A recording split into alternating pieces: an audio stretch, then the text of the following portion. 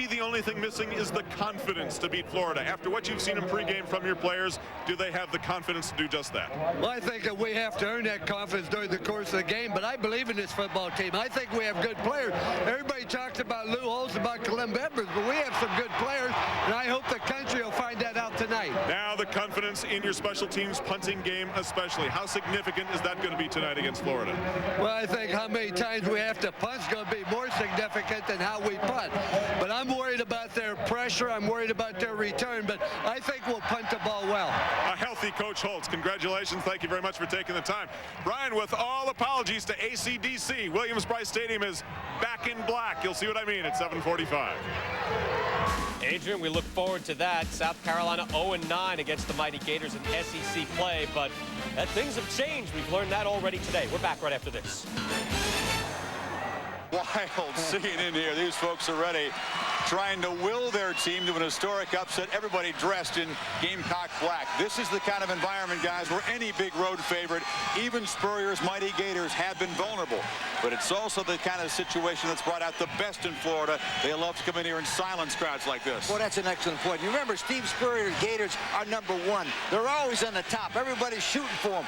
That's why they love this kind of environment. Oh, Steve Spurrier will be on his show tonight, and I'm telling you, he'll be cool, calm, and collected, and he loves this kind of environment. Yeah, his players do, oh, too. They do. South Carolina in this football game, they have to stay in the game early and use this crowd and the energy that's going to come from this crowd. Florida has dominated teams in the first quarter, a big advantage, 115-14 in the first quarter. They have to use this energy and allow their defense to make some plays. When Florida's lost in the SEC only 13 times under Spurrier, they've only won the turnover battle in one of those games. Can the Gamecocks force the Gators to help them beat them? Oh, I think they can. The crowd also, but I think the kicking game. Jeff Chandler, Florida's place kicker, only missed 3 all year. I think Jeff Chandler could be the difference in these two teams. I think the key to this football game is, with, again, the crowd. South Carolina's defense is going to be very aggressive. When you're aggressive and you blitz, you leave yourself vulnerable. The key will be, can they get to Rex Grossman? Because if they can't, Shavar Gaffney and company will make them pay. Old school football against the high-tech offense of Steve Spurrier. For Grossman, a lot at stake. Much of his prime Heisman competition has struggled this afternoon. Even though Grossman's a sophomore, and the sophomores never won it, this is the kind of showcase game that could put you in the front of the Heisman lead. These folks are going to make it very tough on defense. Sit back and enjoy this ball game. We will see you at halftime, but John Madden sent it upstairs, and the guy will have to shout over this crowd all evening long and call the game for you, Mr. Ron Franklin. Ron? Thanks, Chris. The electricity here in Columbia, well, has been buzzing loudly all weekend. A much-anticipated showdown. #3 Florida in town to take on the 15th-ranked South Carolina Gamecocks. It's a complete sellout. A crowd tonight of over 85,000 strong, ready to explode, just as they do each time their fighting Gamecocks are introduced.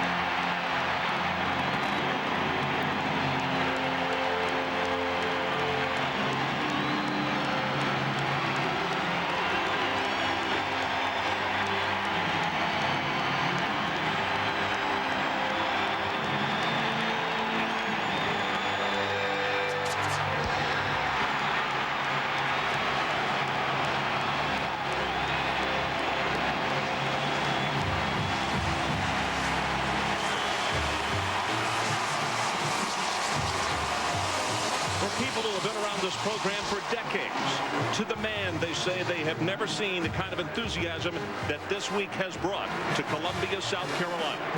Mike Gottfried and Adrian Karsten join me when we come back to Columbia. It's the Gators and the Gamecocks. Kickoff just moments away.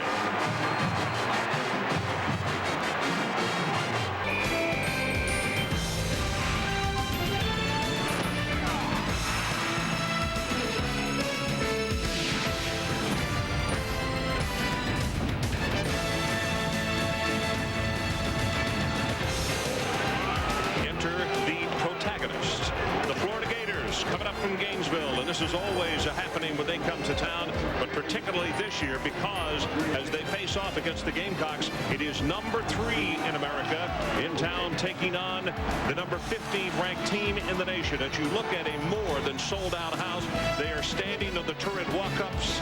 They are every place that they can be legally. This man, Rex Grossman, look at these numbers, putting up Heisman-like numbers, leads the nation in both of those categories. He'll be the guy tonight that will be the focal point of the defense of the South Carolina Gamecocks. Hi, everybody. Ron Franklin along with Mike Gottfried. And, Mike, you know, everybody, when you talk about Florida particularly, they just want to talk about this offense. Let's talk about their defense, because I think defensively they've got a cast of characters that are just as talented as the guys we talk about on the offensive side of the ball. And, Ron, they'll put pressure on South Carolina's offense. They're ranked 10th in the nation in total defense. It starts with Alex Brown up front. He's a pass rushing defensive end, also very good against the run. Andre Davis, the linebacker, middle linebacker, has 8 tackles for losses. He's very active. And then in the secondary, they got an All-American candidate, Lito Shepherd. So they're strong in all levels. Mike, let's talk about defensively for South Carolina. Do they go back to the game plan that Auburn was so successful with? Is that the key to success against this Florida team tonight? Well, everybody starts trying to stop the passing game of Florida. Sheldon Brown, the defensive corner, the corner's going to play real tight on Florida's wide receivers. And then you look at the offensive or the game plan of Auburn defensively. They tried to stop the run. On first down, watch for the success Florida has running the football, because against Auburn they had 13 rushes, only 9 yards. They became one-dimensional in that football game. Steve Spurrier bringing his team out after the 2001 introduction and away from some of the hoopla of the crowd. An incredible record on Spurrier's part, and you look at what Lou Holtz has done here. But after a start of 0-4 this year and last year, they have really come through spectacularly. In fact, won a couple of Southeastern Conference games that many thought they should not have won. But they are here tonight in a great position to knock off the number 3 team in the nation. Florida wins the toss, they defer, and it is Florida kicking it off. Patronage kicks this one away, and it's going to be a short kick taken at the 18-yard line. And out to the 20 and the 25-yard line. Let's go to the sideline, and we'll check with Adrian Karsten. Adrian? Ron, these special teams, especially the punting teams, could be a very big deal tonight. Number 1, remember that neither team punted last week, and a week off missing a game is a big deal to any specialist. Number 2, Lou Holtz has so little confidence in his punter last year that he pulled a trick play, then took a knee, refused to score. Finally, in this game last year, remember Florida was down 21-3 in large part because they had 2 punts blocked. At this point, both head coaches are just hoping their punting games don't become a disaster. Adrian, we will hear from you many times tonight, I'm sure, about this crowd, the atmosphere, and exactly what is going on down in the field as Watson gets the pitch, and he will take it to the right side for very short yardage, and it gives us an opportunity to take a look at the starting lineup. Phil Petty, the senior out of Boiling Springs, South Carolina, and the contingent behind him. Watson, we just saw him run the ball. He's a tailback.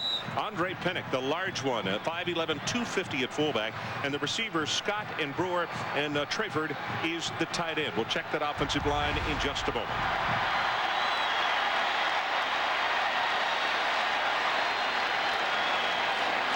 Petty on 2nd and 9. It's a quarterback draw. 30, 35 at the 40-yard line, and is finally going to be tackled by Todd Johnson all the way out at the 42. It is a gain of 14. Well, early South Carolina trying to set up the quarterback draw to take advantage of Alex Brown in the rush up the field. Phil Petty picks up first down, good yardage. Alex Brown's just going to pin his ears back and come the outside, and that'll slow him down. So it is a very big first down to open the ball game for Phil Petty and the offensive team. You see 180 yards rushing this year, an average of only 2.9, but of course that is brought down by the sack numbers coming off that total as well. Play action, pressure is on, lobs it up the far sideline, and the receiver got turned around and did not even know where it is. The offensive line for South Carolina, they look this way. Laurel Johnson, the man in the middle. They made the change last year down in Tampa. They moved him over from guard. That's been the most substantial move. It's a solid group. How about the defense that they face off against? Pretty good defensive front. Alex Brown, we're going to talk a lot about him. He's very good pass rusher, but he's been equally good against the run this year. So it is 2nd down and 10. Florida up tight, and then they back off the corners. They go straight ahead with the running play. Watson may have a couple of yards, and that's about it. They're going to spot him out at the 44, and the first big 3rd down situation for the Gamecocks tonight. The starters for Florida, the linebackers, Natil, Davis, and Hardman, and as Mike said, Davis back in the middle has really been the glue. How about that secondary? Secondary's good. Been very active. Lito Shepherd, the All-American. Todd Johnson, a very good free safety. So who do we look to here? With the 3rd down, they need to take it just across midfield. Do you get Brewer involved? Do you get Watson involved? Brian Scott's a very good receiver, number 82. Petty looking deep over the middle. Man is covered. Now going to try to run it and scrambles out to the 47-yard line, still short of the 1st down. And it's going to be Manuel who comes over to make the tackle. He had a man open, but the coverage was close enough. He didn't want to force the football, so they'll kick it. No, their philosophy is not to beat themselves on offense. This is the first time. Remember, Adrian talked about they didn't punt last week. Neither of these teams punted last week, and quite frankly, it has been an adventure from time to time for Tyler Dean. Gets a good pass. It's a line drive kick, and he's got good distance on this one. All the way back, fumbled the ball at the 14, at the 9-yard line. Scramble for it. South Carolina has the ball.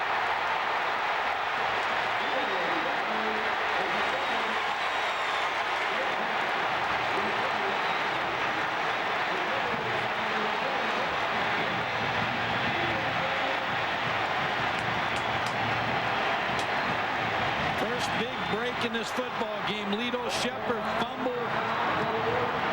South Carolina comes up with it. They're in business here, Ron. Elam did a good job of keeping Lito Shepherd away from getting the ball back. So we'll see if the turnover, which has plagued the Gators when they have had trouble this year, it plagued them in Auburn. Watson, sweep to the left. Blockers in front, turns it up, he will score.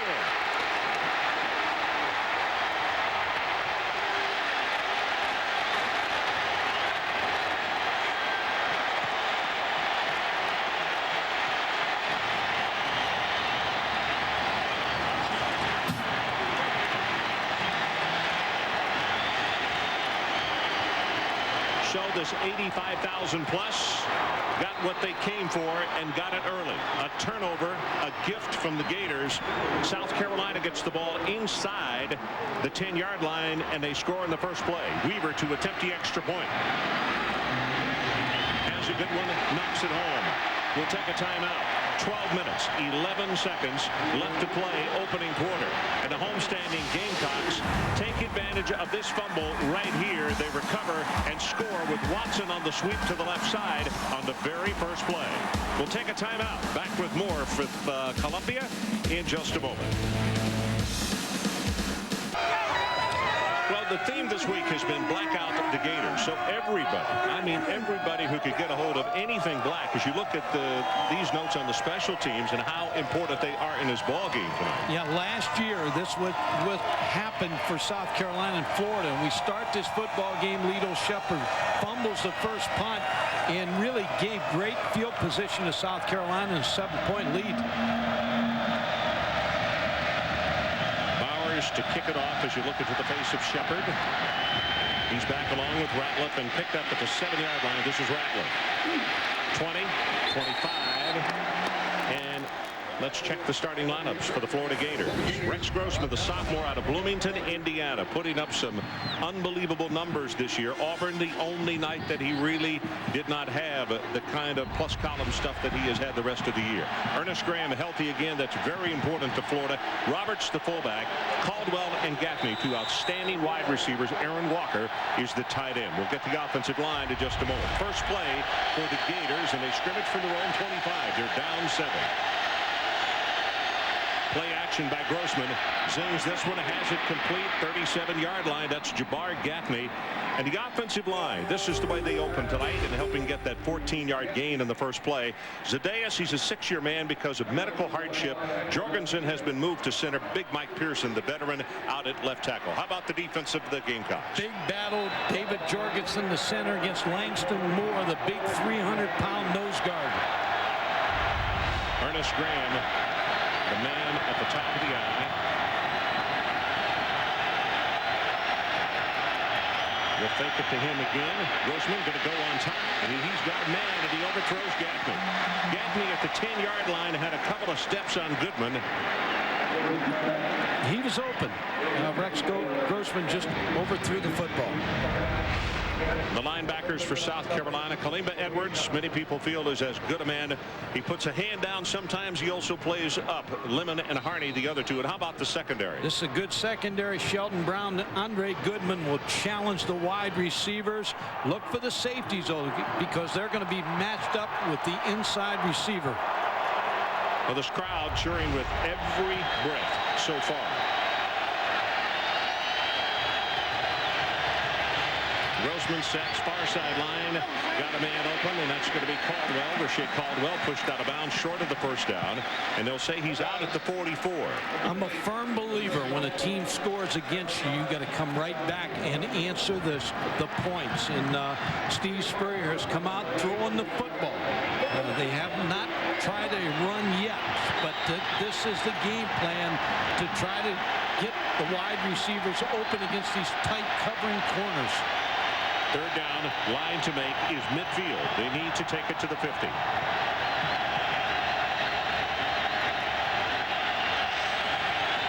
Carolina shows blitz. Here they come. Right out of the backfield, there's Graham. Has the first down, puts a head down, and will have 5 more yards, and it's first down, Florida Gators. Gain of 11. Good play call because Florida is expecting the blitz, and then Ernest Graham just runs a swing route. He's going to come right out of the backfield. There's nobody on him. Somebody had to bust. Either Neesmith has to be tighter, or a linebacker had to scrape off and pick him up. Roberts comes back in at fullback, number 44, senior out of Dade City. First run of the night. Graham to the right side, puts a head down. He's a tough runner. He's going to have 5 yards, maybe 6. He's just inside the 40 as Goodman and Neesmith combine on the tackle. This is what was missing against Auburn.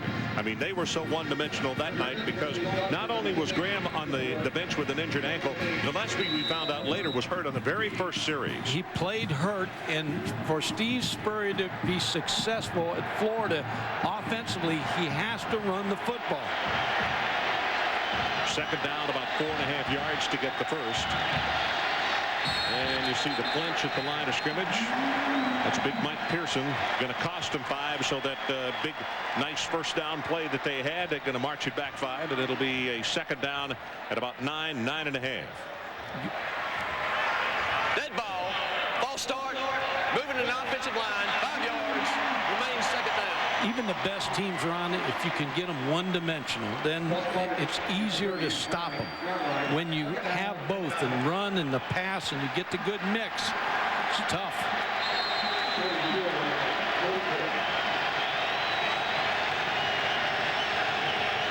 From the 44, South Carolina leads. If you just joined us, 7-0 draw play. Graham, big opening, 40, 35, still going at the 30-yard line. He'll have the first down, plus about 6 more yards. And Neesmith with his second tackle of the night. And Shannon Snell, number 75, with a very good block. Yeah, what happens, Ron, is you get so caught up in Rex Grossman in the passing game that all of a sudden when you get hit with a draw just like this, you see all the defensive linemen roaring up the football field, then the back getting able to block the linebacker, and all of a sudden Ernest Graham's got a lot of green grass in front of him. The interesting thing for him, low center of gravity at the 5'10", 215, and when he drops those shoulders, he's tough to knock off. Into the end zone, overthrown and almost intercepted. That was Goodman who was back there, and Goodman threw that one, or he had it thrown almost right to him. Adrian Carson will check with you for the first time. Charlie Strong, defensive coordinator for South Carolina all week long, has tried to make this defensive line read and react as opposed to attack. Difficult for them because as they're rushing up the field, pass pass play after pass play trying to get to the quarterback. All of a sudden that drop play comes around. What he's tried to do Tuesday, Wednesday, Thursday is to get these guys to react. Now get back downfield. The only problem is trying to stop the ball carrier.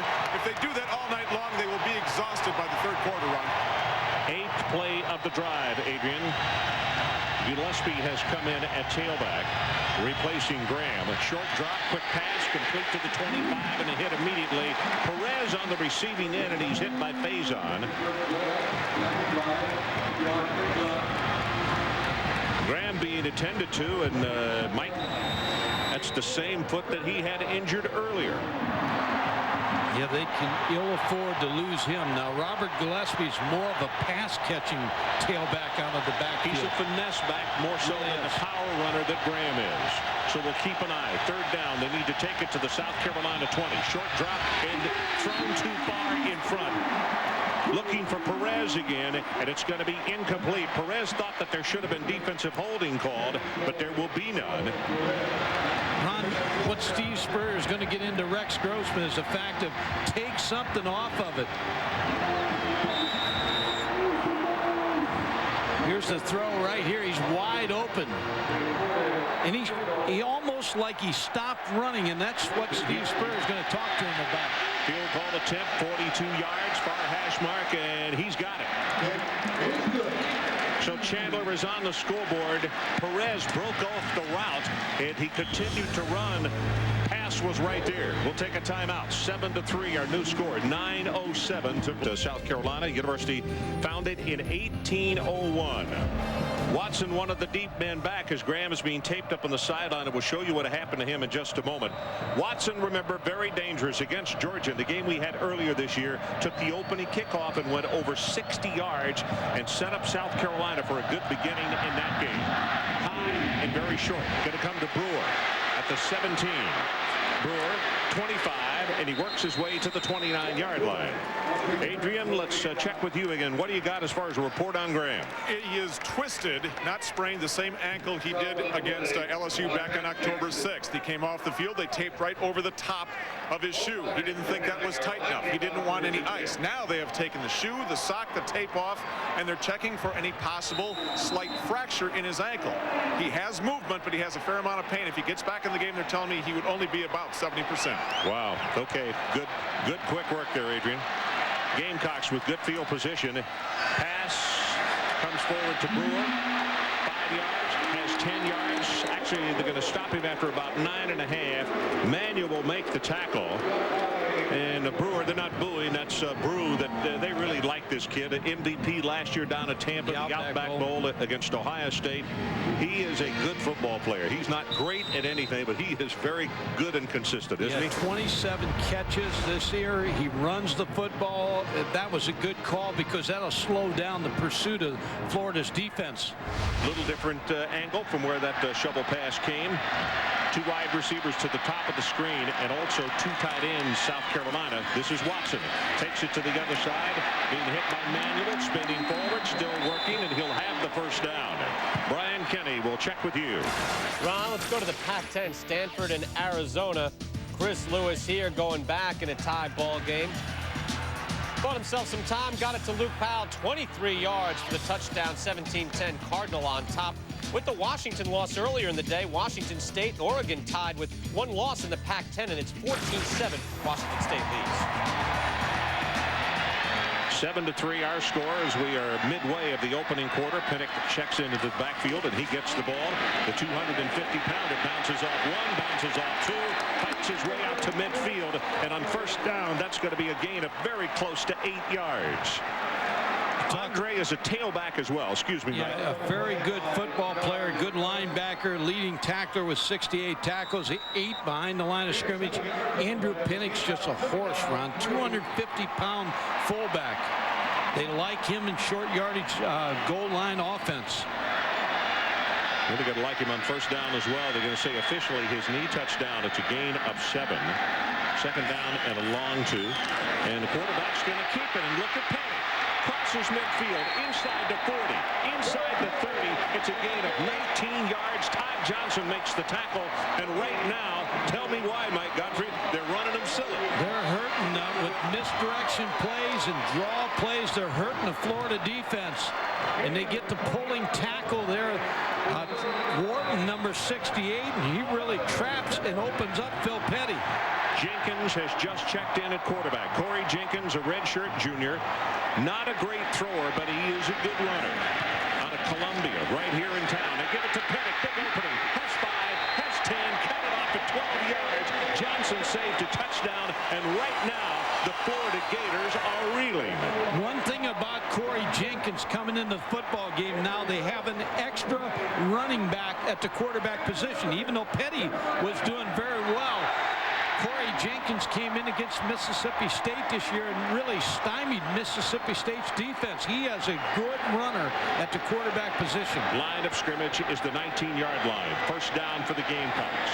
7-3, they lead it. Pinnock gets the handoff, and he's going to go for short yardage this time. Davis from the middle linebacking spot will make the tackle, and the Gamecocks are going to have a second down and long. As you see, Petty on the sideline. Signals continue to come in. Jenkins, as Mike said, they use as like a relief pitcher, a change-up artist, if you will. Very good option quarterback. 25 years old, was a baseball player, signed by Brad Scott.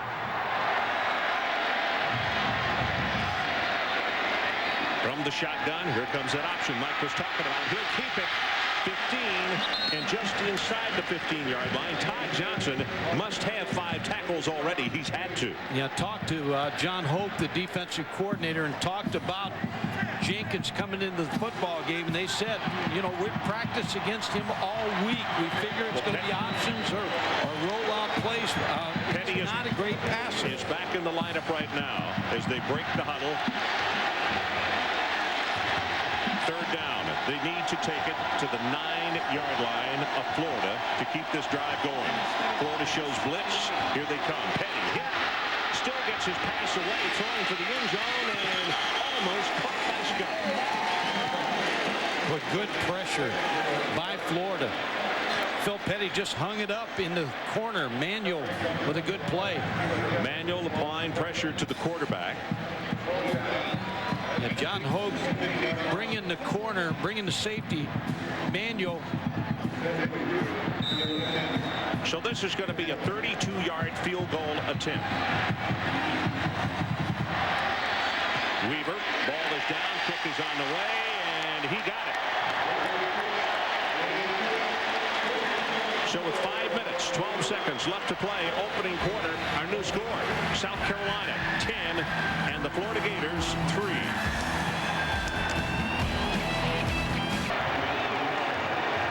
10-3, South Carolina leads it. Just over 5 minutes to play opening quarter. And the interesting thing, Mike, when you look at this graphic, normally Florida has dominance in the first half, and South Carolina has jumped out here. As we look at Graham, they got to get him back for sure. Yeah, they need him, but Ron, this is a long first half, so a lot of things could still happen here for Florida. Bowers has the ball teed at the 35-yard line. Shepard and Ratliff, the 2 deep men.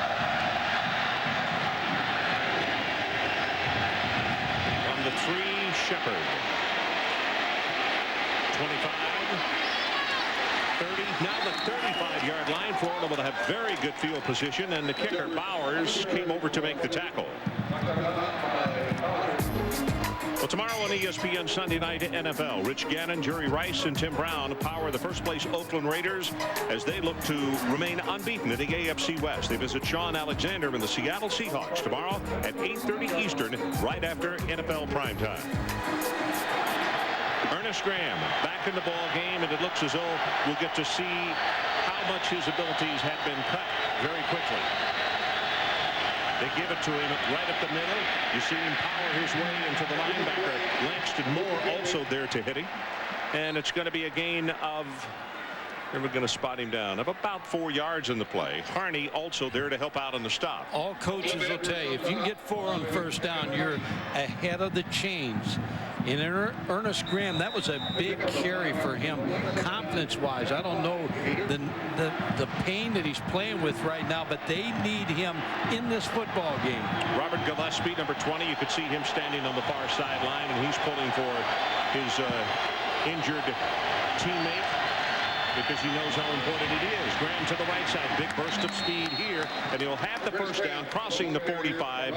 Harney again on the stop. See, when you're a passing team and you're pass protected by the big offensive lineman the entire game, you like to come off the ball for a running back that'll hit it up in there. Ernest Graham will hit it right up inside those offensive linemen. They love him in this football game.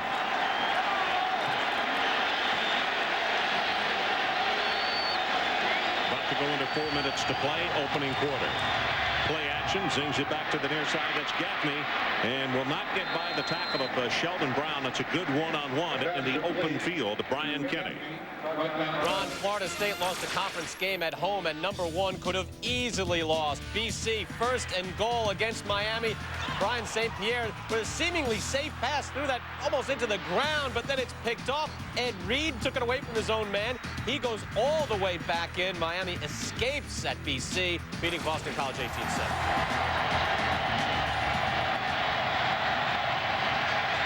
Graham behind the blocking of Snell and Pearson. Finally will stop him at around the 45. Got to be short. Nope, they're going to say he will have the first down. Kaleba Edwards, first time we have documented him with a tackle tonight. They'll give him progress to the 43. BCS, Ron, started today with Nebraska. They beat Kansas State. Miami struggled, really struggled badly in that football game. Oklahoma got behind 10-0, came back. Tennessee won big. Texas really won big. Oregon held on. So Florida still involved in this BCS. Graham 5 carries, 36 yards. Now Grossman's going to run the ball, and he's got a lot of running there. 35 to the 30, down the sideline, did not step out of bounds, inside the 15, and Harney will finally make the tackle. Came very close to stepping out at around the 30. One thing Steve Spurrier talked about Rex Grossman, he said sometimes he'll force the football in there. He didn't force the football here. Fakes the draw, doesn't see anything open, pump fakes, and then shows pretty good speed going down the sideline. I think South Carolina thought he was going to go out of bounds. I think you're right, and I think some people behind the play gave up on it just a little bit. It is a first down, Florida. They have the ball at the 12-yard line of South Carolina, trailing by 1 touchdown.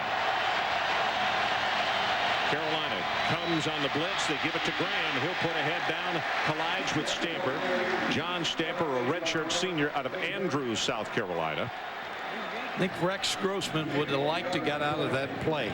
They had a safety cheating up, and he came up late, really disguised his position well. And I believe Rex Grossman needed to check out of that play. Mike, one of the things that this kid does a really good job of for such a youngster, the fade right here is available, and he throws it extremely well. Throws the fade very well and the post route very well.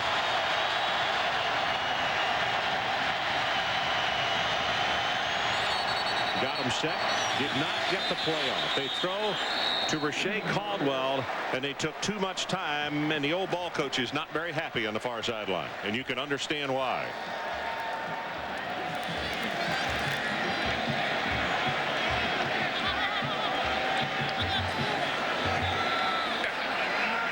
Timeout, Florida. That's the first time. So Florida got timeout called before the clock went to 00. So with 1 minute and 52 seconds left in the opening quarter, we'll take a break. 10-3 South Carolina, and the Gators are threatening. Let's belt it out for your Pittsburgh Steelers!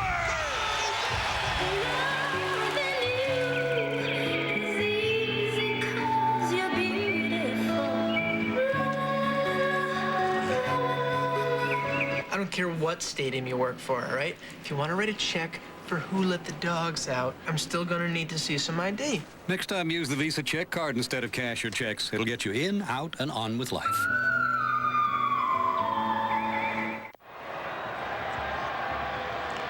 10-3, South Carolina leads, but that lead could be in jeopardy. Now, this man right here will show you after the play did a very smart thing. He called the timeout. He looked up and saw the 25-second clock was running out.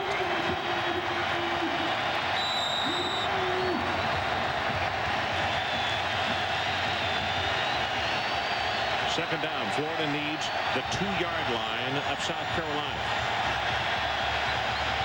And 101 right out here. Short drop, quick pass, miscommunication there. Gaffney came in, the ball was thrown out. Okay, Ron, let's go back. Jabbar Gaffney is going to make this timeout call.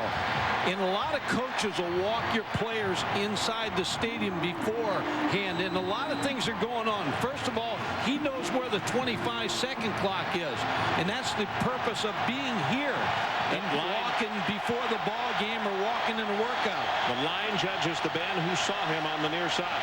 Third down, Florida.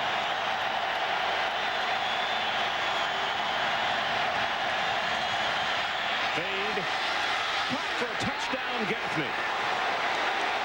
Sheldon Brown got turned completely around. When you look at that set, they were going to go to Jabbar Gaffney. They threw to him on the play before. They tried to hit him on the slant the play before. Came right back with the fade.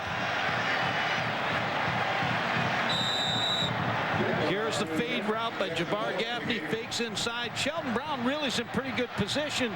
Just overruns it. Jabbar Gaffney comes back in, makes the play. Extra point attempt by Chandler is up, and it's good. And with 1:44 seconds left to play in the opening quarter, we are tied. South Carolina 10 and Florida 10. When we've seen South Carolina this year, they're very good inside the 20-yard line. They play good defense. Little push off, but not enough to be called. Jabbar Gaffney using his hands. Sheldon Brown just played it poorly. Adrian Karsten, let's check with you down on the sideline. On the Ask Adrian website, the internet means international net. Michael from Seoul, South Korea, wanted me to check out the very famous Hakabuses. Back in 1939, the last time South Carolina beat Florida, the players probably pulled up to the south end of the stadium and got off one of these. But, you know, team buses have taken the place of these 22 cabooses that have been refurbished with running water, air conditioning, and cable TV, all of which is standard. Usually think of cabooses taking up the tail end of a freight train. Well, bringing up the rear is the last thing they do when it comes to tailgating in Columbia.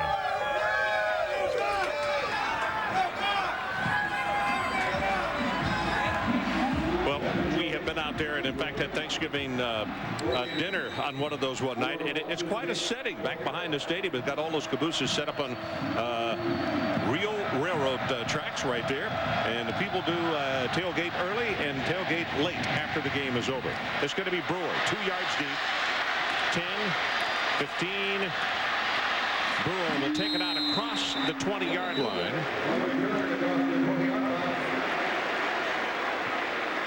Join Mike Tirico, Tom Jackson, Sterling Sharp, and Ron Jaworski at 7:30 Eastern for Monday Night Countdown as they get ready for the Ravens and the Titans. Back in Week 4, Baltimore completely manhandled Tennessee.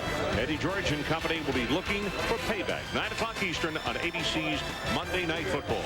Ron, you expect Florida's defensive line to play a little bit better this series than they have. Well, for starters, South Carolina starts off with not so good field position, which they've had all night. This is Brewer on the reverse, going to have a couple of yards and then gets pounded down hard at the 24-yard line.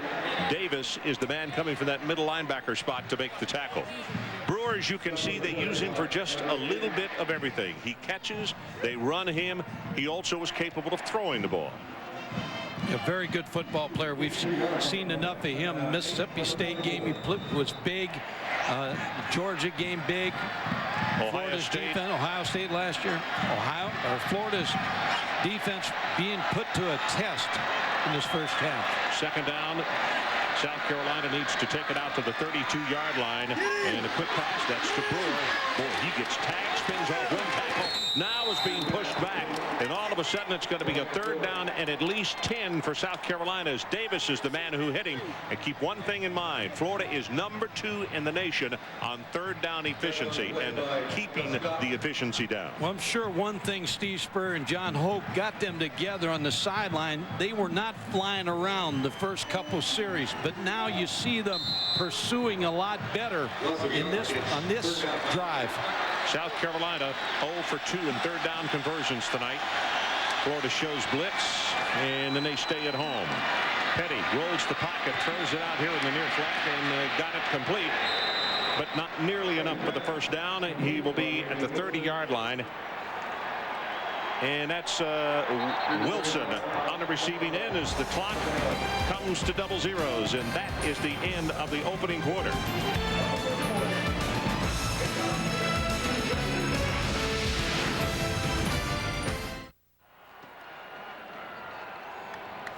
Rex Grossman on the sideline talking with his head coach and also his offensive coordinator.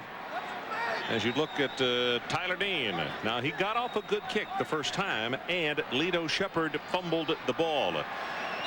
But one of the things with Dean has been inconsistency. A very long kick one time and a short kick the next. But he really booms one here. 2 back-to-back very good kicks. Shepherd from the 16 now reverses his field and runs into trouble as he crosses the 25, and he's down to the 28. So the ESPN game track, following that 53-yard kick and 13 on the return, what started the night off with a little bit of horror for the Gators, Lito Shepherd with a fumbled punt. South Carolina got the ball inside the 10-yard line. Watson scored on the first play, a 7-yard touchdown run.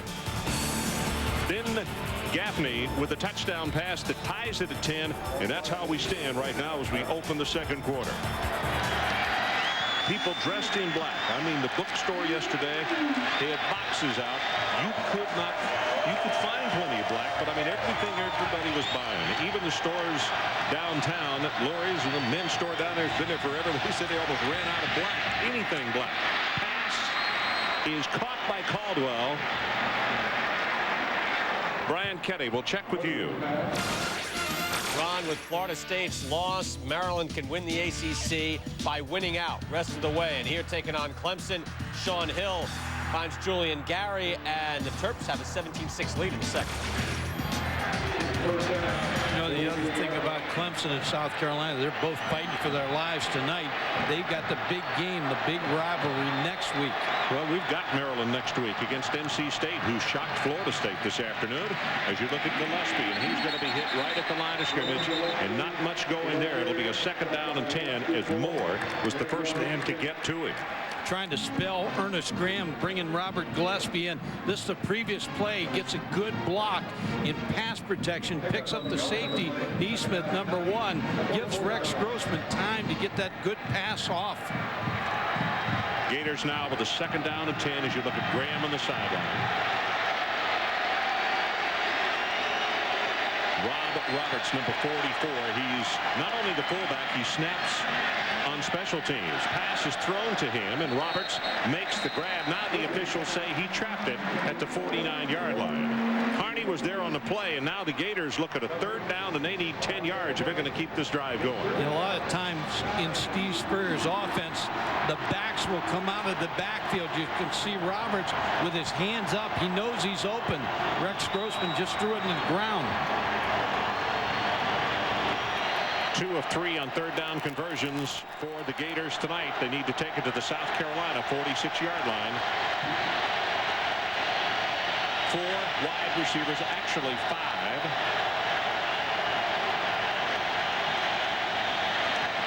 Empty backfield, and Grossman now under pressure, gonna run it, and he's got plenty of running room. He's gonna have the first down inside the 45, and he's down at the 43-yard line. 13 yards on the carry, and Grossman twice tonight has burned Carolina with draw play. Makes a good decision. South Carolina comes out here in a 3-man rush. There's only 3 men rushing right here, so they're in pretty good shape time-wise. Rex Grossman knows it's heavy coverage. 8 people dropping, picks up the first down. Smart move. Grossman 2 carries for 44 yards tonight. Tied at 10. Clock runs about to go under 13 minutes left to play in the first half, and Graham is back in. They'll give it to him in a draw. Graham to the left side, goes inside the 40-yard line, and he's down to the 37. Harney again on the tackle. Adrian Karsten, what do you got for him? Ernest Graham is restricted to where he can run. Remember, I said he was going to be about 70%. That's only because he can run tackle to tackle. Because of the twist to that left ankle, the re-injury, when he runs to the left, he has trouble cutting on the outside of his foot. When he runs to the right, he has pain on his instep. Tackle to tackle is where he's going to be effective. 7 carries, 43 yards for him so far. 70%. He's a pretty darn good back. Gillespie checks back in. A senior out of Hattiesburg, Mississippi. He too is 5'9", but he only weighs 190 pounds. Grossman gets it out, and that's who he throws to, Gillespie, and he's going to take it the distance at the 5. Nope, he's not going to get in. They will knock him out of bounds at the 2-yard line. Island is the guy who got there, and it's good for 36 yards. It appeared that he had an open field, but defensively, Island saved a touchdown. This is a great play call here. Watch Gillespie, number 20, just pop out after all the fakes right here. Everything going to the right side. Gillespie pops out. Kenny Harney had him, the linebacker, and that's a mismatch that you like if you're Florida. First and goal, Florida. Grossman straight ahead, better put that ball away. Still fighting for it, and they say touchdown, Florida.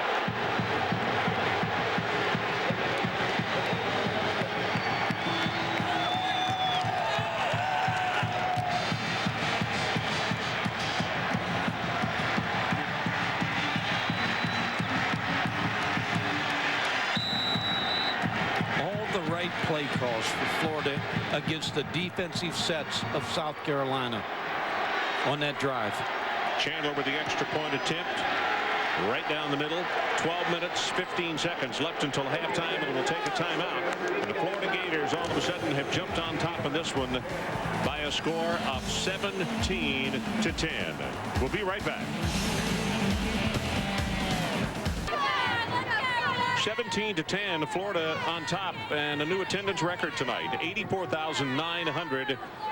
The old record was 84,200 against Tennessee, and that was against the Vols last year. That would have been last October, the 28th. 84,900. Chandler's going to kick this one off. Petrovic's kicks have not been very deep, and Chandler sends Brewer about 3 yards deep in the end zone. Now he hands off to Watson. Little trickery here, 20, and to the 22-yard line, and that's a nice job in the special teams by Lamar. You stay in your lanes on kickoff coverage no matter what happens. You squeeze the football, but when a reverse comes, if you stay in your lane, you'll be all right. Florida okay. Stay in the lanes. Coming down. See, everybody staying in their lanes right here. There's a safety right there. Reverse comes on. They're able to square their shoulders, make the play.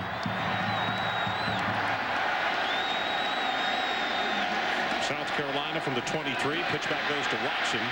Tries to turn the corner, puts on a couple of nifty moves before Todd Johnson will make another tackle, and I think that's at least 6 tackles that Johnson has made on the night. The Teal also was over to help out.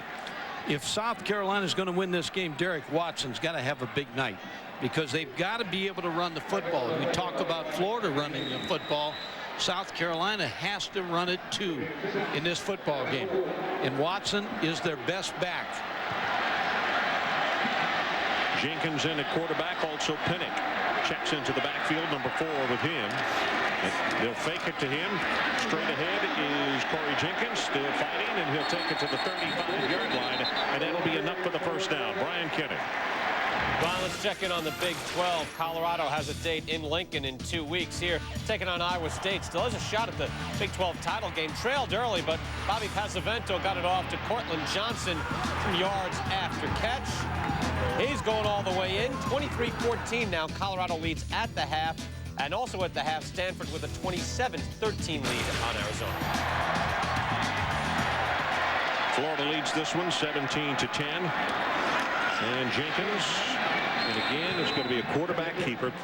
Mike, one of the things that we had found out what has happened to Jenkins, and he has been a good change of pace, but teams have found out he does not throw very well, and they don't use him throwing very much. And what happens is everybody squeezes the defense. Everybody's going to play run against him.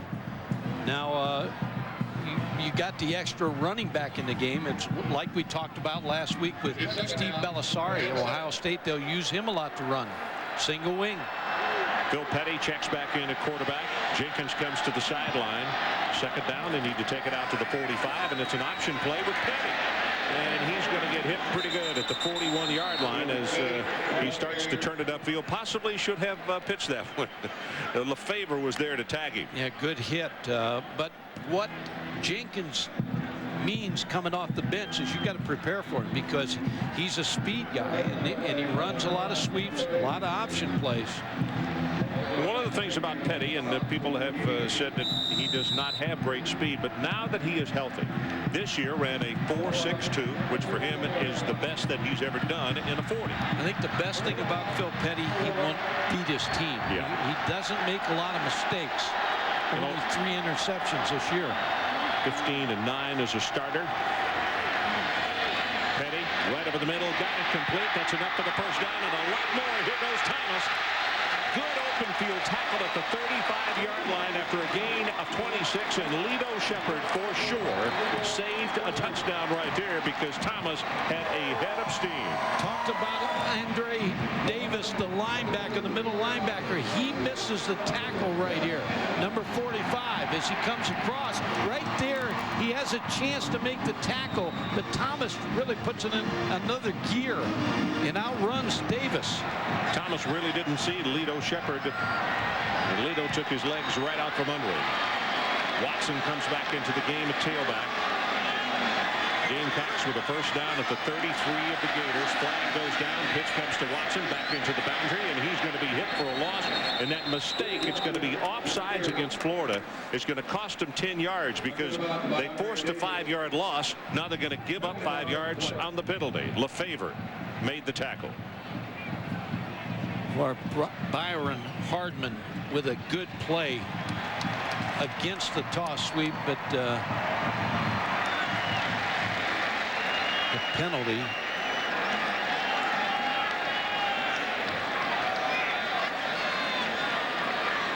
Jenkins just comes back in at quarterback. Florida retreats, and they will step off the penalty. Now, just what you're thinking about, just what you said, this would be a good time to throw the football with Jenkins. Exactly. Of course, he's got to throw it to somebody in his jersey. First down 5. First down and 5. The new line of scrimmage is at the 28-yard line. An audible by Jenkins. You can see Watson shifted. He was to the left of the quarterback, now to the right. They put it, nope, fakes it to Watson. Now he's going to run it. 25, 22, 21. He's going to have the first down. And that is Scott who comes over to make the tackle. Gus Scott, they think, is going to be a very, very good defensive player. South Carolina lines up and they say, we're going to run the football at you with the extra running back, the quarterback, Corey Jenkins. First round pick of the Boston Red Sox, played 4 years baseball and attended junior college, 25 years old. Doing a good job for South Carolina. Phil Petty comes back in at quarterback, and he is talking to Watson. Watson wanted to line up on the other side, and he said, nope, go to my right. First down and 10. About to go under 8 minutes left in the first half. Pumps it, going to go on top. Petty run to the end zone, and incomplete.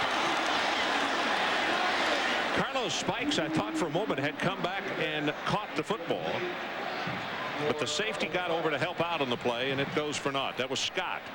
Yeah, Todd Johnson, number 26, is going to come into your screen here in a little bit. Phil Petty trying to hang it up. Now you'll see the safety come in this just enough to take his eye off the football. He should have had this. I started to say, did he look up into the lights or what? That ball goes right through his hands. Wow. You saw the safety. Quarterback draw. Petty hit behind the line of scrimmage by Davis. Boy, what a big play that one could turn out to be. Third down and long now. He missed a tackle a minute ago, Andre Davis, but he makes the play here. That's his 5th tackle of the night, by the way. Andre Davis, number 45. Phil Petty had a little room here, but just a great effort, ankle tackle. So let's see if the Gamecocks can keep it going. Skip Holtz, the offensive coordinator, signaling in what he wanted. You can see Petty scrambling. Play clock is down to 5, down to 4. And he's going to set the screen. He's going to throw this one away. Well, a nice job by Natil, who came over and just sat down in front of the screenplay. Mike Natil was right there. Derek Watson had a shadow with him, and the shadow won. And Phil Petty did the wise thing, throw it out of bounds. You know, there's the veteran quarterback for you. Rather than trying to force something, Natil was right there, sat down on the play. And the quarterback, Petty, didn't want to, but he just threw it out of bounds. So it means Weaver will attempt this field goal coming from the 29-yard line, a 39-yard attempt from the near hash mark. And boy, he yanked it. That's going to be wide left, was never close from the time it left his foot. So a very good drive by South Carolina goes for naught. Then we'll take a timeout with 7:15 until halftime, and the Gators leading by a touchdown. Well, we showed you the Cockabooses just a moment ago. That's just right behind them at the Cockaboose Depot. See, there are the Cockabooses right there. And if you were not here earlier to see Adrian's report, you think we're crazy. But that's what they call the cabooses that are set up out there.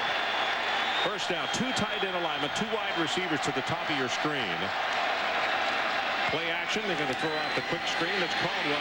Turns it up, and here's one that you just try to find just a little bit of a seam because he's got that kind of speed. Khalil Edwards will make the tackle. It's a gain of 9. When you throw the ball out there on the quick screen, the other receiver really has to do a good job of blocking. And Jabbar Gaffney got a good block on that play. See number 10 fighting right here. Just gets a good job to entertain the defender long enough to get 7-8 yards, 9 yards. About a half a yard to pick up the first down. One to play with here, but they're going to be steady with the sure thing, and Graham will pick up the first down. Harney defensively for South Carolina, and the clock runs with 6 minutes and 34 seconds, stopped momentarily while they move the chains. You know, Florida's a big play team. They just get the feeling that you're going to try to throw the ball deep. One of these downs here in the next few plays, just try to go on top of South Carolina. Corners playing tight. Rand Carthen checks in, number 33, sophomore out of Key West. Grossman, boy, heavy pressure from the backside, gets off the pass, 35 to the 40. That's Carthen, the man we were just talking about. And this is the guy that Coach Spurrier said he wishes that he had brought in earlier in the Auburn game. They didn't realize how bad Gillespie was hurt also. Yeah, he's the third tailback. He's 213 pounds and a little bit stronger runner maybe than Gillespie. But another good job by Rex Grossman of looking deep, finding the back out of the backfield. See Jacobs there also. Taylor Jacobs, a junior out of Monticello. He has done some really good work for Florida this year. But the pitch goes back to Graham. Hit behind the line of scrimmage by Stampler, and that will be a negative yardage play, one of the few tonight for the Gators. It's going to be 3rd down, and they'll need 5 for the first. Yeah, good job. John Stamper came off the block, was blocked, came off, and made the play on Graham.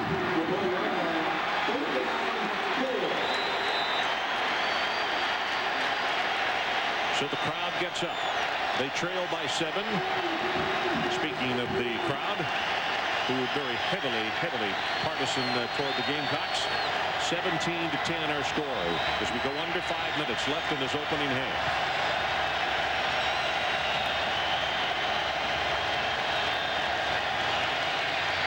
Grossman got him free. That's enough for the first down, and that's Perez. Faison defensively. Mike, they do so many things, particularly when they go on that 4 and 5 receiver set. Yeah, shallow cross route on the last play.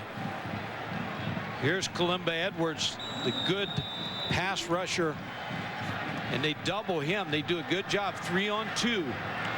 Grossman's numbers tonight: 11 of 16, 127 yards and a touchdown. Gillespie is now the lone setback. He's got it. Takes it inside the 45-yard line, and he's down to the 43. Lemon is there on the tackle, and right now Steve Spurrier has really got Charlie Strong and the South Carolina defense teetering. When they're heading one direction, Florida's going the other direction. Sometimes as a play caller, you get a good feel for the defense. Steve Spurrier has a feel right now for what South Carolina's doing, and he knows what his own team is capable of doing right now. Very good play calling. Gillespie again, the lone setback behind Grossman, and they'll give it to him. Runs into one of his blockers up front, who was Jorgensen, and it'll go for very short yardage. But plenty of time as the clock is stopped momentarily with 3:45 left until halftime because of the first down. And a player down for South Carolina. I think it's Kalimba Edwards.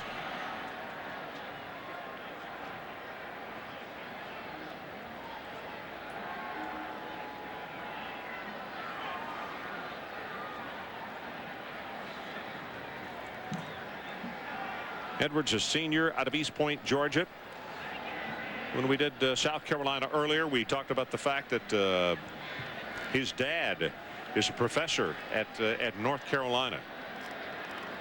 See if we can see what happened here, Mike. Yeah, Kalimba Edwards is going to come moving, and is picked up by the tackle, and I don't know if somebody rolls on him. Looks like his own man. Yeah, he grabs his left leg immediately. Langston Moore, the big 300-pound junior, his teammate, watch, will roll up on him right here as they go down, rolling up on that leg, and gave a little bit of a tweak to that knee, it would appear. Lou Holtz, knowing what kind of outstanding player this guy is and how important he is to the defense, Coach Holtz came out on the field to take a look as well. A lot of people compare him to Javon Curse, former Florida player, Tennessee Titan. Plays up, plays down, can be a linebacker, can be a rush in. First down, Florida. The line of scrimmage is the South Carolina 40-yard line. 3.5 minutes left until intermission. Grossman on play action, pumped it once, now got a man wide open at the 30. To the 25 is Caldwell, and Caldwell will have another first down for Florida. And let's see, they're going to spot him down at the 21. It's a gain of 20 yards. If I was grading a quarterback tonight, I'd grade him 100% Rex Grossman. He looked at the post, and he pumped the post, and he came off and hit Caldwell. He's the wide open receiver. He's making every right decision. Watch, he's looking at the curl. Now here's the curl, but he gets off the curl, throws to the open receiver, Caldwell. He's making right decisions. Graham checks back in, number 5. Play action to him. They get it back to Gaffney. Gaffney with a little bit of open field, and then it closes up in a hurry. Tackled at the 14. Brian Kenny, let's check with you again. Ron, coming up, Sports Center in-game at the half. Rodney Gilmore will be with me. We'll have the top 10 upsets. That Florida State loss at home in conference play. First time ever. Miami almost losing, and the latest in the Pac-10. The game's going on right now, including Washington State trying to snap a losing streak in its series with Arizona State. Chris Lee and Kirk on the sidelines as well, Rod. Okay, thanks very much, Brian. 2 tight ends set for Florida, and Steve Spurrier, wants a timeout? He doesn't like what they're in? A lot of times when you go to 2 tight ends, it's for protection. You got a 2-receiver route. Grossman has hit 7 passes in a row. Flag is down. That will not be an incompletion because looks like it's going to be delay of game.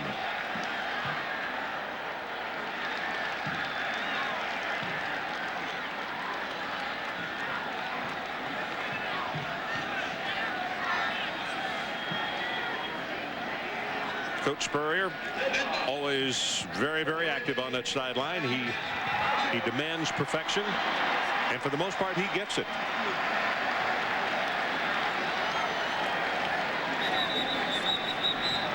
This is the same refereeing crew that had the 7 overtime game last week. Yeah, last week. So they're tired.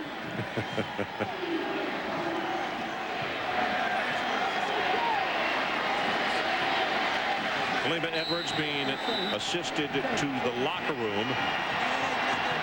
Adrian will be checking on him to see what his situation is and whether he will be back in the second half of the Gamecocks or not. Second down.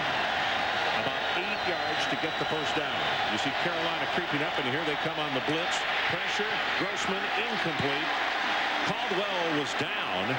In fact, is still down at the 14-yard line and now gets up slowly. Langston Moore with some heavy pressure right up the middle. Really impressed with Langston Moore, the big nose guard, 6'2", 300 pounds. He really busts through and gets to Rex Grossman, so Rex Grossman doesn't have enough time. I'll tell you, Rashae Caldwell is well, he headed toward the sideline. Now he is going to go to the sideline, and they'll have to get somebody else on to replace him. 11th play of the drive. It is third down, and the line to make is the South Carolina 11. I think they're a little confused in the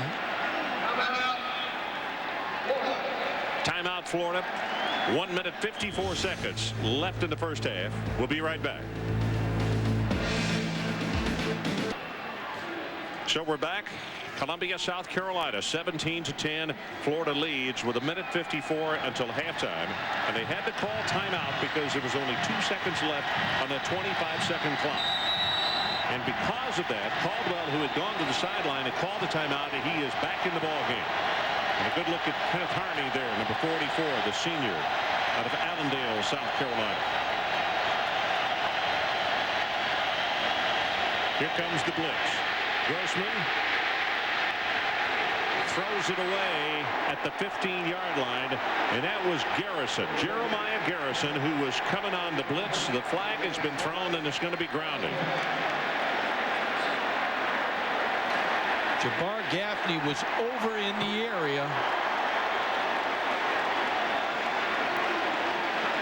What Steve Spurrier is worried about is the protection on that play because it broke down. There was a receiver over near the play.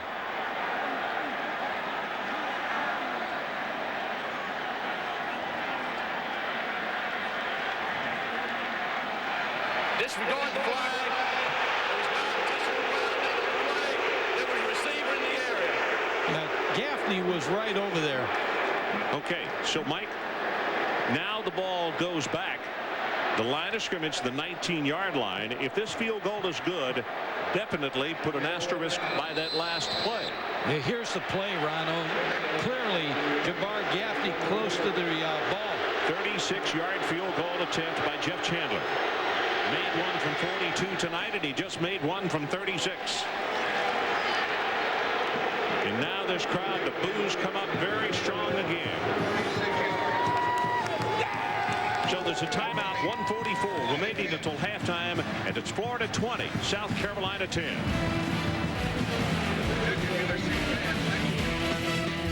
Outside the stadium here at Williams-Brice. And now as we come inside,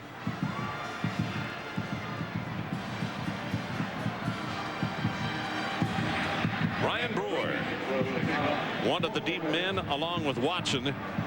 20-10 as Chandler is going to kick it off again. Petrovich kicked off the first couple tonight. They were not extremely long, so it is now Chandler who handles the field goal kicking, who was perfect tonight, 2 of 2, who will boot it from the 35. Picked up by Brewer at the 5, fakes it to Watson and cuts it back to the middle of the field, and this one didn't fool anybody.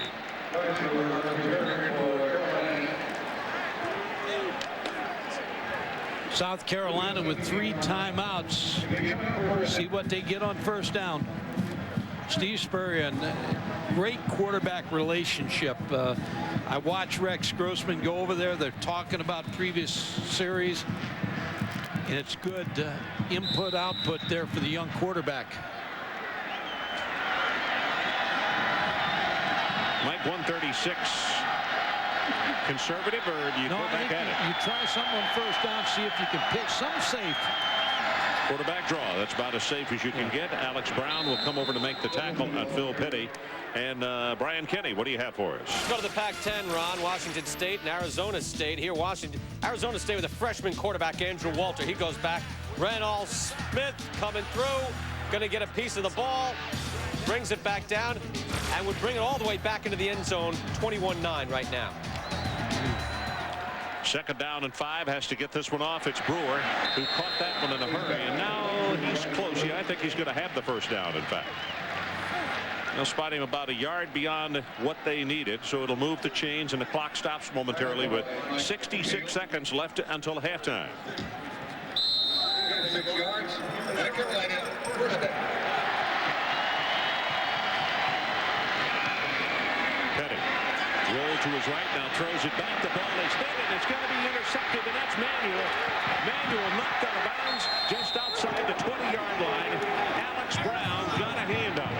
Yeah, Alex Brown really gets to the quarterback, Phil Petty, and that's the reason you don't take a lot of chances down there, and you go to the locker room with a down by 10 points. But Alex Brown really makes the play here on Phil Petty. They roll him out to the right.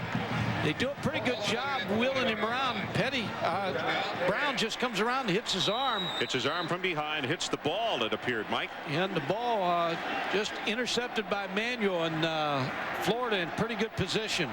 The ball resting at the 21-yard line, and they have 50 seconds left.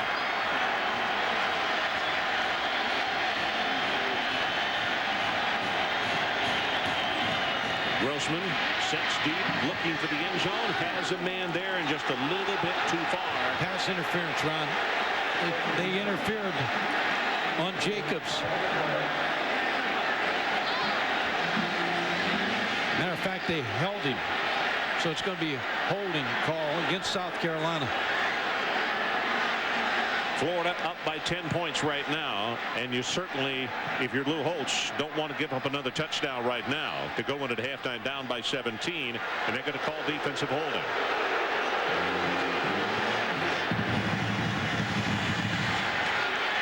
Number 6, Taylor Jacobs is going to run a post, and there's the hold on Sheldon Brown, number 24. And if Sheldon hadn't held him, no, he was open. Yeah, but it's going to be a 6-point advance on the scoreboard.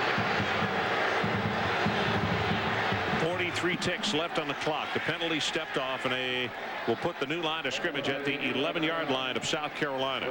Florida has forever, too. 43 seconds and 1 timeout left. And this record crowd of 84,900 just totally deflated right now. Blitz coming up the middle. Grossman rolls the pocket, throws back toward the end zone. It's a little too tall, incomplete at the 6-yard line, looking for Caldwell. Well, that was played well by Neesmith, number 1.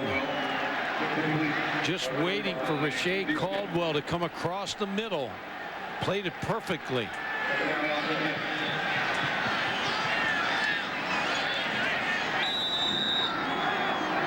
Where you try to do down here, Ron, is get a mismatch with a safety.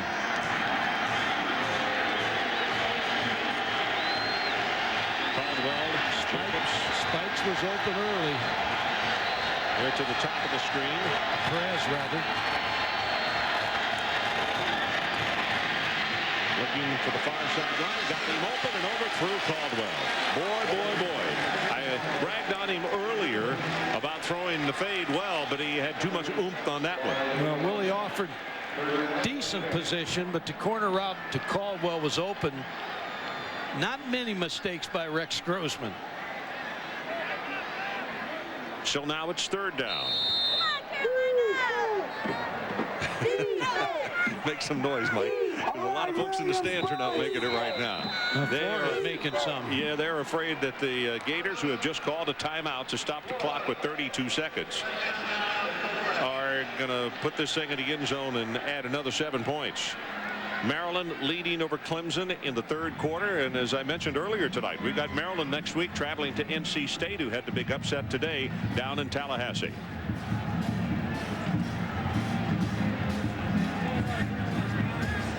But tomorrow morning on Sunday NFL Countdown, can Steve Mariucci and Terrell Owens patch up their differences in San Francisco? Ryan Leaf gets the start in Dallas. Is this his last chance at NFL success? And can lightning strike yet again for those amazing Chicago Bears? Join Chris Berman and company, 11 a.m. Eastern for Sunday NFL Countdown. Well, Michael, Florida, it's a situation where they have played well in spurts, and yet they lead by 10 points and can go in leading by 17 points at halftime. I think it goes back to what we talked about off the top of the telecast. On offense particularly, they can be devastatingly good. They can hit you quick. They got a knockout punch here if they can score right here. I think they can knock South Carolina out of this football game. Because their offense, I don't think they can score quick against Florida. 2:55 for the Gators, 156 for South Carolina. Here comes third down.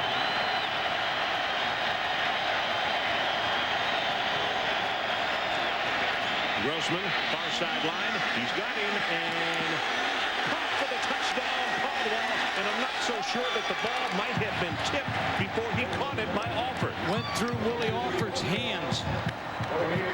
And Rashae Caldwell, receivers work in practice all the time on these kind of routes where the ball is, somebody will put their hands around the football and you look it in. Chandler to attempt the extra point, trying to make it a 27-10 ball game, and he's got it. So 26 seconds left until halftime, and this crowd that was really rocking and rolling here 30 game minutes ago, right now it is very, very quiet. Yeah, Willie Alford is beaten here on the corner route. As the route goes right here, Alford is beat. Caldwell's in pretty good shape. Alford looks up, gets his hands out there, and Caldwell looks the ball in for the touchdown. The amazing thing on Caldwell is he was able not only to concentrate on catching the ball, but also where his feet were. And it goes back to the turnover the defense got for the Florida offense. Alex Brown with a big play that really set up that touchdown. Great effort out of Alex Brown. So both teams have taken advantage of turnovers. One by South Carolina when a fumbled kick by Lito Shepherd. They take it in one play. They score from 7 yards out. Now Florida reverses the table. But South Carolina would like to have had theirs back because they had, you know, time to run the ball and go in the locker room at halftime down 10. But Alex Brown made a great play on Phil Petty. Brewer and Alexander, the two deep men for South Carolina. Line drive kick, and this is going to go to Alexander, and then it'll go through the end zone. So the Gamecocks will take it over at the 20-yard line. Interesting, in the conversation with Steve Spurrier we had on Friday, he talked about the Auburn game. And I think the Auburn game helped Florida in this game because similar situation, night game. But he talked about when you watch the tape, Auburn, as they stayed close and then got into the third quarter and the fourth quarter, you could see their confidence rise. And that's what he didn't want to happen tonight. He didn't want South Carolina to hang around. 266 yards for the Gators. They keep it on the ground. That's Pinnock. And that should be the final play of the first half as he is tackled just short of the 25-yard line by Ian Scott. And they head to the locker rooms. And the folks that are standing and cheering are the ones wearing blue and orange across the way.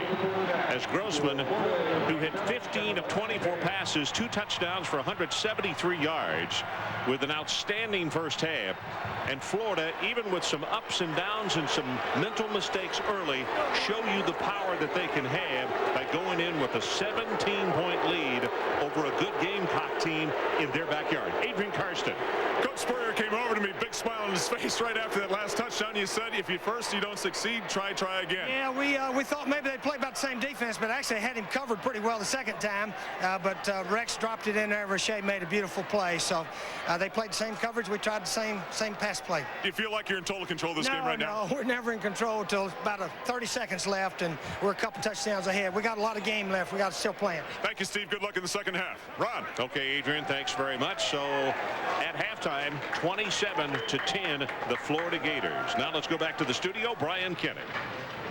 Thank you, Ron. Saturn halftime report. Brian Kenny and Rodney Gilmore. Spurrier doesn't want control. He wants control. This type of control. Coach, yeah. Game's going on right now. Let's take a look. Rodney, Maryland can win the ACC by winning tonight against Clemson, and then at NC State next week. They lead Clemson right now 17-6. Washington State tied for the top in the Pac-10, and Colorado trying to set up a showdown with Nebraska in 2 weeks. If they win, they'll face Nebraska for the Big 12 North title, and they have a lead on Iowa State. Earlier in the day, #1 Miami against Boston College. Trying to run out the clock, Rodney.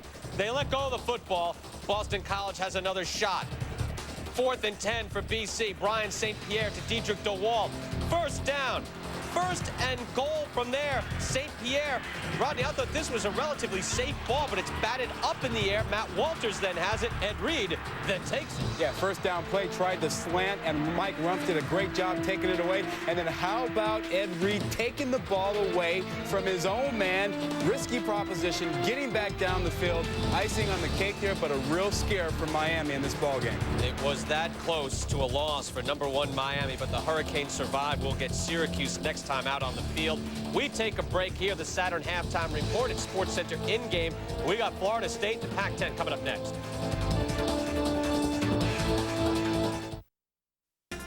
Welcome to Sports Center in-game.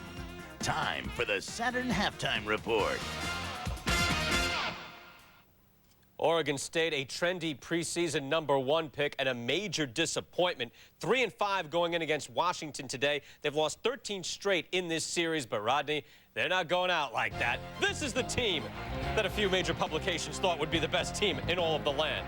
Oregon State leading in the first quarter. Ken Simonton off and going. Simonton in. It's 14-3 on Washington. And this time, Rodney, no fourth quarter comeback for the Huskies. It's all Beavers. Yeah, too far to go for them here. Steve Jackson goes around the right end, 15-yard TD. That's the way the Beavers do it on their way to a 49-24 win over the #8 Huskies. Oregon State, first home victory over Washington since 1974. Now to Florida State. Even with a few of those streaks broken this year, they'd never lost in the ACC at home. Never. Bobby Bowden, 25-0 at homecoming. But look at the spin by Ray Robinson. It's 31-21 in the fourth quarter. A few minutes later, Chris Ricks keeps it. Spin movies in. Over the top, quarterback makes it 31-28. 7 seconds left. Last gasp. Ricks over the middle. Oh, no! Off B.J. Ward in the end zone. 3 seconds left. Ricks under pressure. Slings it up there. And it goes out. And for the first time ever, an ACC home loss for Bobby Bowden. This means that Maryland can win the ACC by winning tonight and winning out. Another fantastic finish, Oregon and UCLA. It's 14-13 here. Bob Toledo in control. Corey Paws handing off. Emmanuel White going in for the touchdown. UCLA, now he's in control, 20-14, seemingly. Oregon ball, 4th and goal. Joey Harrington in the air. Oh, 4th down, Rodney. Josh Line for the touchdown. It's 21-20 after the extra point. Final seconds. This is as close as UCLA could get. Chris Griffith, 50 yards away, and this is not close, and this miss changes everything in the Pac-10. Well, it makes it pretty easy if you're a Duck fan. Just beat the Beavers in the Civil War, and Oregon will win the Pac-10. That's on December 1st. Let's go to the Big 12. Nebraska taking on a rejuvenated K-State team. Eric Crouch. Look at this move. Oh, he's got 2 men. No, nice. no, don't. Oh, that's a Matumbo. No. Nebraska taking a 7-0 lead. A gorgeous play there. K-State punting in the third. DeJuan Gross will bring this back. 59 yards. One move straight up. This was a very physical ball game. This was good Big 12 football, but the Cornhuskers too much. They outlast K-State, Rodney, 31-21. Yeah, and K-State blew it early in the ball game. A couple of Nebraska turnovers. They did not convert them into points, and Nebraska took control in the third quarter. Texas still with hopes of getting to a Big 12 title game, hoping for the best. They win big over Kansas as expected, 59-0. Ryan here, Mighty Gators have a lead in Columbia. It's 27-10. Rodney and I back with much more after this.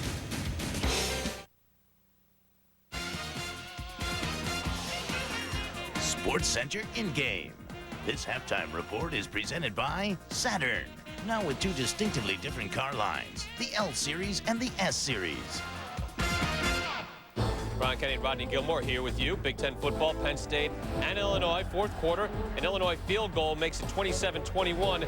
Larry Johnson getting the kickoff after the field goal, and the Nittany Lions improbably will take the lead back. Look at this, 97 yards. LJ going all the way back. It's 28-27. And they needed that because the offense stalled after Zach Mills went out of the game with an injury for Penn State, and Kurt Kittner took over as he gives the ball here to Rocky Harvey. Watch him go 13 yards to the touchdown. Illinois went up 33-28. That's a good second half team. Illinois beating the Nittany Lions 33-28, as you said. Penn State now must win out to be bowl eligible. Back to the Big 12, Oklahoma against Texas A&M. Early on, Nate Hibble throwing this football into traffic. Everett Smith, and then coughs it up. Did he ever have it? Sooners didn't think so. Brian Gamble did. He goes in, and that's a touchdown. It's 10-0. But Sooners with some unanswered points. Hibble to Antoine Savage, who had a big game in a lot of ways. Tied it up going in at the half. Hibble later on would bring this in himself. Oklahoma very impressive in this, Rodney. 31-10 to be the final. Well, particularly on defense. After that score was 10-0, the defense just shut down an A&M offense, didn't allow them anything. Hibble got it going in the second half, and that was the end of the ball game. So Oklahoma wins it there. Of course, the game you're watching here, Florida and South Carolina. Lou Holtz said, hey, the one negative thing about Florida is the TV viewing audience in the second half. Gee, I hope not. Let's go to Chris Lee and Kirk. They're live on the sidelines. Chris?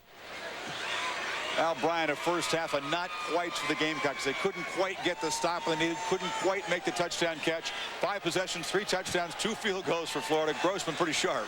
Rex Grossman is a sensational quarterback. If you haven't seen him before live and in color, you can't believe his accuracy.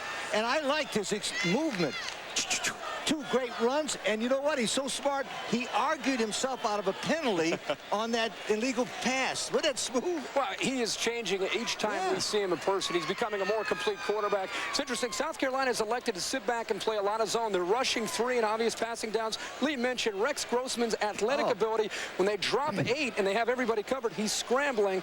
There used to be a time when you could sit back and make Steve Spurrier be patient offensively. Those days are over because of the running game and the accuracy now of Rex Grossman and the playmakers at receiver. You can't do that anymore. Other than the fumble pump by Shepard, pretty sound game on special teams and on defense as well. Defensive coordinator John Hoke made a sensational adjustment. After the first drive of South Carolina, he moved his linebackers. I was watching him up there. Moved his linebackers. Andre Davis up close and did a great job in kicking game. Jeff Chandler, a couple of field goals, extra points. Pretty good. The other thing that he's doing is he's changing personnel. They have a lot of depth. There's a difference between Florida and their recruiting and their depth, and we're seeing it in the first half. You'll continue to see that into the second half. Great adjustments by John Hoke for the defense. If you're South Carolina, obviously you're behind. What's missing is playmakers at wide receiver. They're one-dimensional. They have to run the football to be able to move the ball, and you can't do that, especially when you run east and west against this defense. We've talked about the crowd. This is a very passionate crowd, but not a very confident crowd. They need their defense to make a play because Florida gets the ball to start the second half, already up 17. And their playmaker on defense, Kalimba Edwards, left the game with a knee injury. It's going to be a long road back for a team not built for comebacks in the second half, Brian. Chris, guys, thank you very much. We are at the half. We have more coming up. Auburn and Georgia and BYU, Wyoming. Great finishes there when we return. Saturn halftime report. Brian Kenny, Rod Gilmore, Auburn and Georgia. And watch the play fake here. David Green, faking everybody out. The cameraman, us, got it to Terrence Edwards. He's going all the way in for the touchdown. Georgia taking a 14-7 lead. He sold that. Oh, yes, he did. Much like Chris Winkie for Florida State last year. Here, Robert Johnson. A fake's falling on the ground, leaves him wide open. Daniel Cobb got it to him for the touchdown. It's 14-14. Darnell Williams goes in, more traditional touchdown here, just punches it through. It's 24-17 Auburn with the lead. Now, 4th and goal for Georgia in crunch time. They run the football with the final seconds. They're out of timeouts. Hey, you saw the clock, 16 seconds to go there, no timeouts. They take the chance, run the ball up the middle. They can't stop the clock. Ooh, bad mistake, Georgia. I'll say it. Inexplicable. Tennessee and Memphis not even close. 49-28, usually this one in this series. Very close ball game, but the Vols get an easy win to BYU in Wyoming. This would not be easy. In the Cowboys' house, Casey Bramlett, picked off in a tie ball game, 34-34 in the fourth quarter, led to this. BYU, Luke Staley goes in 41-34, but not over yet. 4th and goal for Wyoming. Bramlett, they had a couple of shots at the end zone to at least send this to overtime. It's actually a little disappointing. They didn't get the upset. BYU still unbeaten. Well, the BYU defense, particularly the secondary, stood up there at the goal line, knocking balls away about 3 or 4 times. Tremendous way to hang on for a win.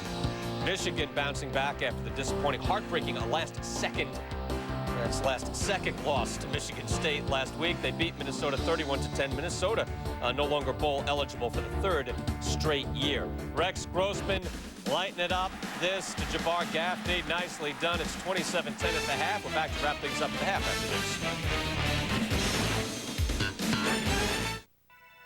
Early on, the vision of the University of Florida was clear, and it continues today: to create opportunity, to enhance life, to prepare the next generation for their own challenges and discovery.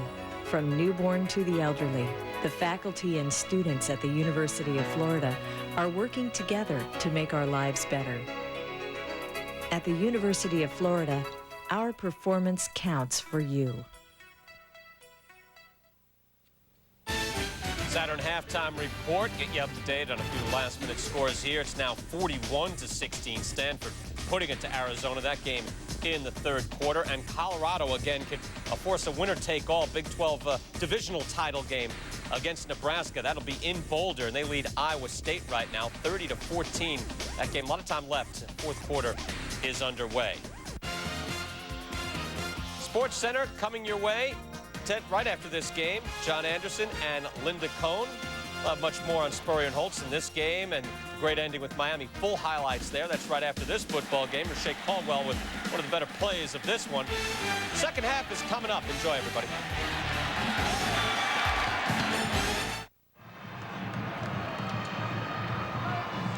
27-10 our scores. We prepare for the second half, and Mike Gottfried, all you can say is for the first 30 minutes of play, the clinic put on by Rex Grossman probably is what should be discussed at halftime and on into the second half for that matter as well. Ron, I don't think he made a mistake in the first half. He did all the right things. He pulled the ball down. He ran against three-man rush. He hit him in man coverage. He hit him in zone coverage. They have 11 plays over 10 yards, so they're getting big plays against South Carolina's defense. And as you look at the stats, 266 total yards. What else sticks out to you, Mike? I think the big thing that sticks out to me is the third down conversions for Florida, but the passing yardage, 48 for South Carolina. That's why I said that touchdown just before half might have sealed the fate, because I don't know if they can score with this Florida team. Rex Grossman pumps and then runs, and then he doesn't go out of bounds here, and he picks up about 10 extra yards. Here he hits the fade for the touchdown. Then he hits the corner route to Caldwell. Perfectly thrown football. Bowers to kick it off. And this one's going to go about 6 yards deep in the end zone and will not be returned. And Adrian Karsten, let's check with you. What do you got for us? Very bad news for the Gamecock defense. Kalimba Edwards, their defensive leader, out for the game with ligament damage to his left knee. Probably will need surgery. I'm also told probably out for the season.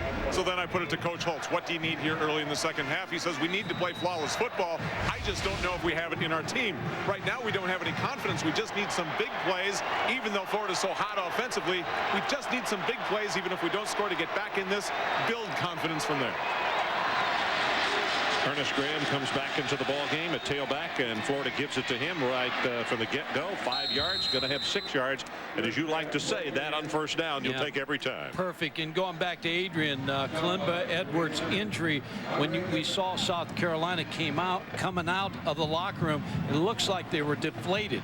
And a lot goes to your best player is Kalimba Edwards, and you lose him for this game and probably the Clemson game next week, which is a big rival game. You got to win.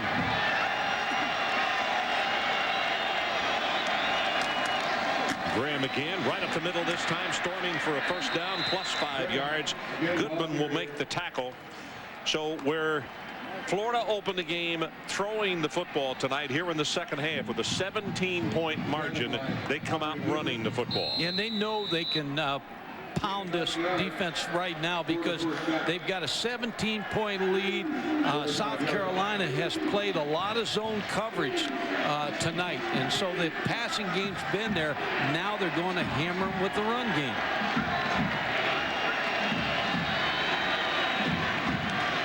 Carolina comes on the blitz, but it's the quick out pass to Caldwell. Makes a great move, and it's going to be close to the first down. Thomas made the tackle. Offered, got turned completely around on the play, overran it, missed the tackle. And that's, again, good play calling. Steve Spurrier has been at his best tonight, and we figured that. We talked about it coming in here. You know, everybody talked about South Carolina and the importance of this football game. Well, that man can rise to the occasion, too. And he's got good mix tonight, 16 rushes, 25 passes.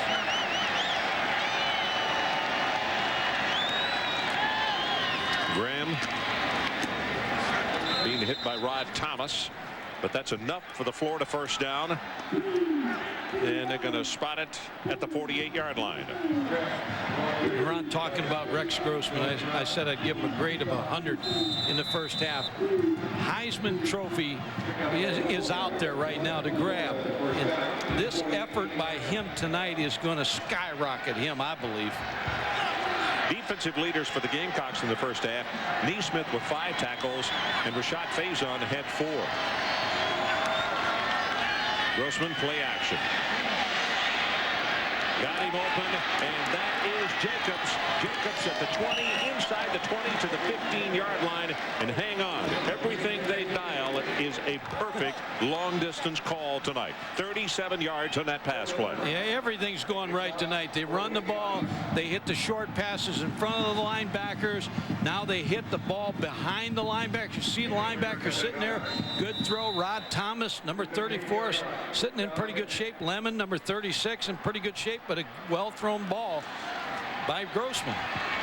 You thought Jacobs was gone for the year last week when they had to carry him off, and he had a bad case of cramps is what it was. Right there you could see that he is 100% healthy and ready to go. Grossman sets, great protection, got him incomplete. Gaffney had the ball, couldn't hold on. That would have been another touchdown. Anytime Florida gets the ball inside the 20-yard line, as much as I've watched them play, when they come in with a tight end, they're going to block the tight end most of the time because they figure it's going to be a blitz against them. Here, and they got a 2-man route, and then they'll take the safety. Now Rex Grossman throws that ball, good protection, because you figure they're going to blitz you and come after you. There's the 3-man route. Florida was there, and most un-Gaffney-like, he dropped it. Second down and 10.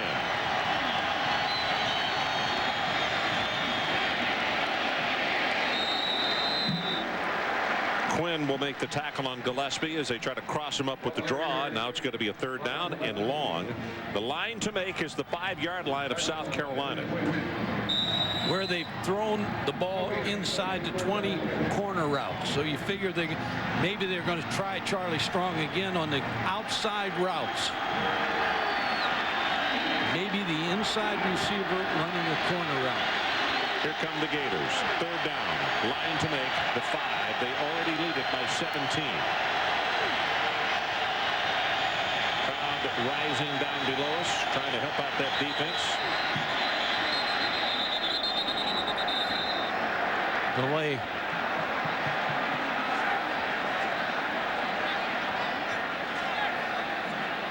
Dead ball. Delay of game. Gets the offense. 5 yards. Remains 3rd down. Rex Grossman tonight has been dangerous on 3rd down. You don't want to get him in 3rd downs because that's the time he's had the most success this evening.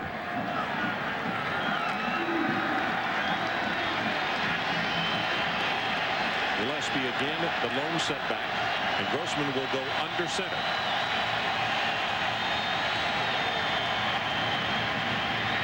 Heavy pressure, gonna get him. It's Lemon. First time that they have gotten to Grossman tonight. He may have taken him out of field goal range.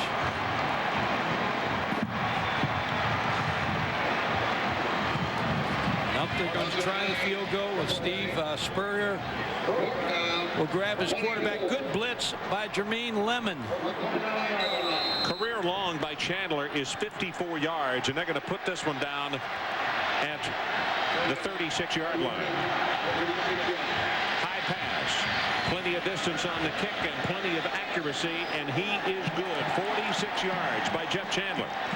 So with 10 minutes, 27 seconds left to go in the third quarter, Florida increases their lead 30-10. Welcome back to Columbia, South Carolina. Ron Franklin, Mike Gottfried, Adrian Karsten. As Rex Grossman on the sideline. They did have a 1st and 10 at the 15-yard line.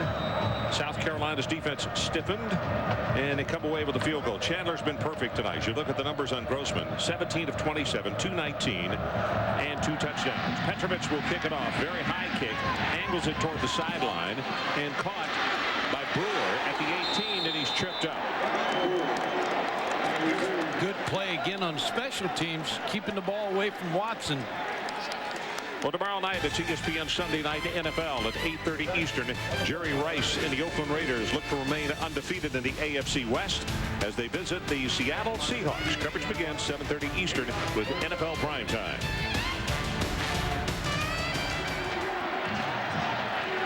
Mike, I think that game we've got next Saturday night could be a lot of fun. Maryland at North Carolina State. North Carolina State surprising Florida State today on the road. For high scoring. Yeah, in Maryland. Watson, only his 2nd carry since the 1st quarter. You want to analyze that a little bit? Well, we said that if South Carolina's going to beat Florida tonight, he has to have a big game. So he scored a touchdown in the 1st quarter on the run, and but they've gotten behind, and so they have to go to a different game plan. But Derek Watson is the best player on this football team to put the ball in his hands. 2nd down and 5. Petty rolls the pocket, steps by the pressure. Now the pressure comes from behind, and he's going to be tagged by Scott. Well, good coverage by the secondary. Alexander, Johnson, Manuel, and Shepard. Pretty good coverage on the rollout pass. You know, bad news for the rest of the Southeastern Conference. Ian Scott is only a sophomore, and he has really stepped it up. He is from right there in Gainesville, was an outstanding basketball player in high school, and also was the valedictorian of his high school. Ron, this Florida team is a young team. I think they got 5 senior starters is all. Movement. You could see the right guard as the center was pointing. Everybody was pointing what the blocking assignments were, and they get movement. So it's going to be a 5-yard step off. It'll be 3rd down and 10 rather than 3rd down and 5.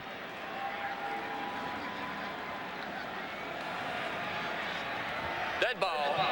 False start. Gets the offense. 5 yards.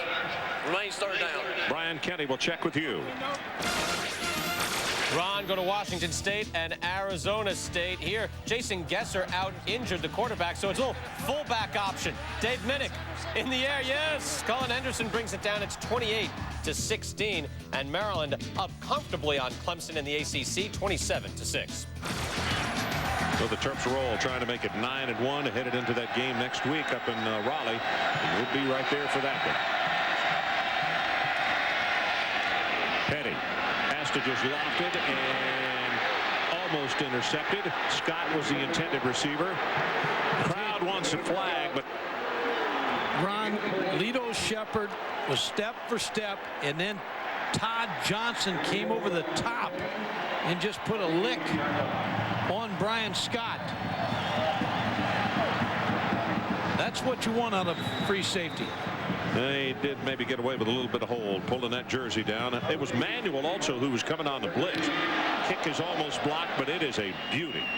Shepard all the way back. In fact, he runs away from it at the 31-yard line. Now takes a Florida bounce and is going to be touched dead at the 33.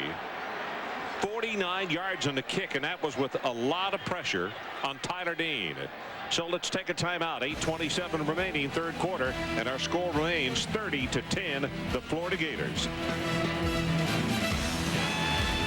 Welcome back. You can see some of the people who are standing rather than sitting on those turrets that come off the side of the stadium as they wind down the steps. And Rex Grossman, it's as Mike said,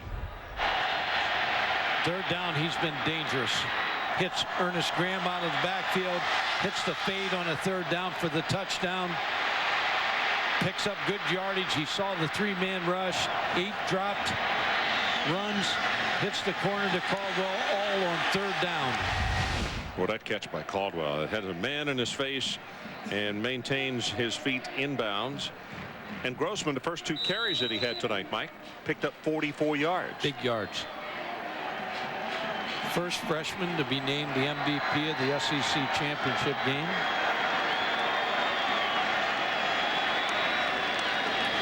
Graham broke 1 tackle, will not break the second, and that's going to be Langston Moore who will make the stop. For those of you who might have gone away for a time and have just rejoined us, we will not be seeing Columba Edwards in the second half. In fact, he may be gone, I would assume, for the rest of the year with ligament damage to his knee in the first half, when Moore, his teammate, accidentally rolled across his knee, and that's what caused the injury. So devastating blow to this South Carolina defense, because an All-American, one of the final 4 guys for the Lombardi Award for this year. Grossman, great protection this time, and great coverage by South Carolina. Throws it almost intercepted by Faison. Brian Kenny will check with you again. Ron, Randall Jones of Maryland, one of these guys that comes to a program as a quarterback but ends up playing a little defensive back. Here he's going to work out against Clemson. Dantzler puts it up in the air, picked off. There is number 12.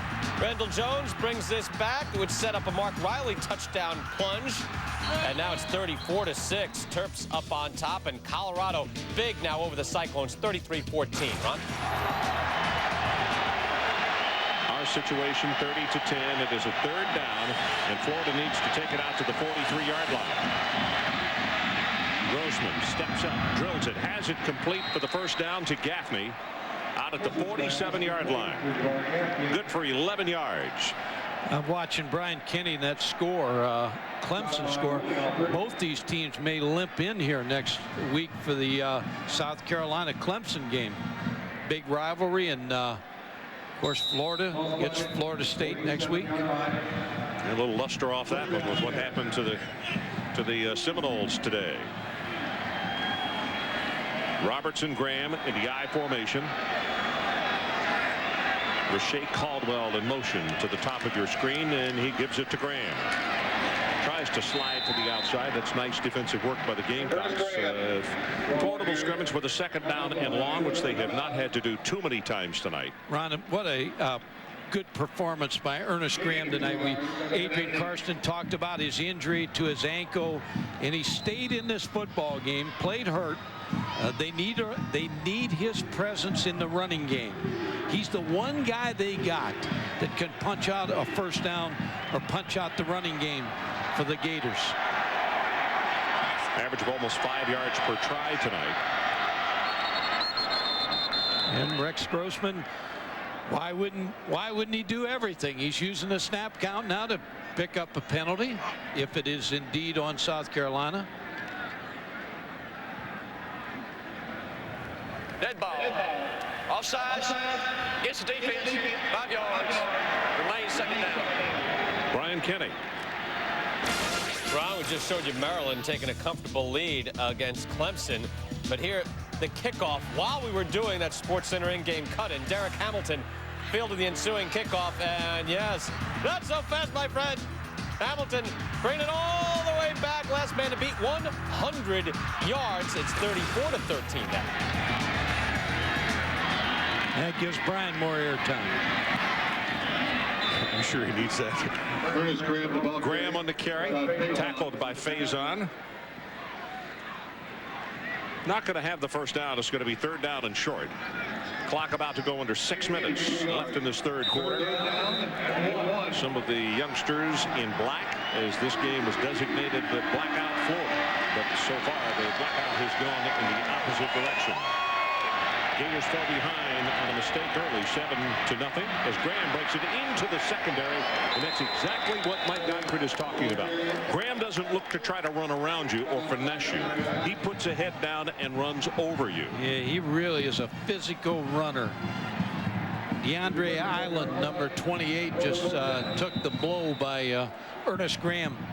Roberts with a good block on that play, number 44. Offensive line has played very well for Florida. Well, the Gamecocks having to get a 12th man off quickly as the Gators come to the line of scrimmage.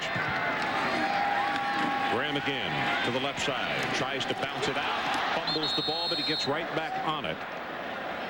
Sheldon Brown was there very quickly, but it took a good bounce if you're a Florida Gator fan. Yeah, Ron Marshall, who opened the season against Florida, won today against Miami, but that's their only loss this year. The Gators, they had to open up at Florida, lost that game, and I believe they've won 8 straight. Well, as we said, this crowd has gone rather silent here in the second half. Florida got a pickoff and scored just before halftime and made it a 17-point lead rather than a 10-point lead. They have kicked a field goal in the second half. Gillespie comes in, they give the ball to him, and he'll take it straight ahead. Kenny Harney with the tackle, 250-pound linebacker. See Langston Moore trying to help the official spot the football. He thought he had spotted it a little too far. Got to be a 3rd down, and they need to take it to the 24-yard line. 8th play of this Florida drive. About to go under 4 minutes left in the 3rd quarter. Faison showing blitz. And there he comes off the left side, but he's picked up nicely. Grossman stepping up into the pocket and gets this one away, almost intercepted by Harney. Good job by Kenny Harney, trying to get the ball to Robert Gillespie, the running back, out of the backfield, which they've been successful tonight doing that. But Harney ran step for step with Robert Gillespie. Good job of picking up the blitz. And also, Grossman showing good athleticism to get away from some hard charging going defense. To his left and throwing the football. 44-yard attempt. Channeled 3 of 3 so far tonight. And he's going to be 4 of 4. So there's a timeout. 3:52 left, 3rd quarter, and Florida continues to increase their lead.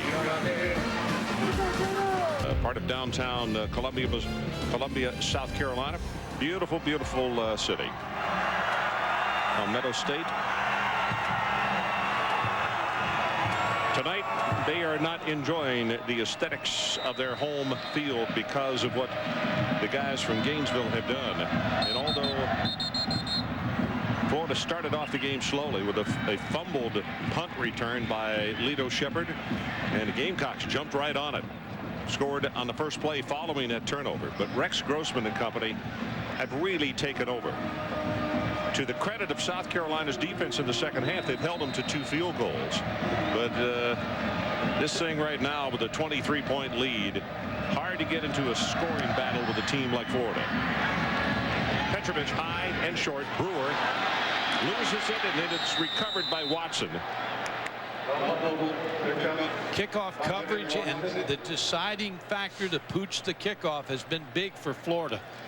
Well, tonight's Aflac trivia question. Florida lost to Auburn back on October the 13th. Who was the last team to win the national title with a loss in October? That answer coming up a little bit later on.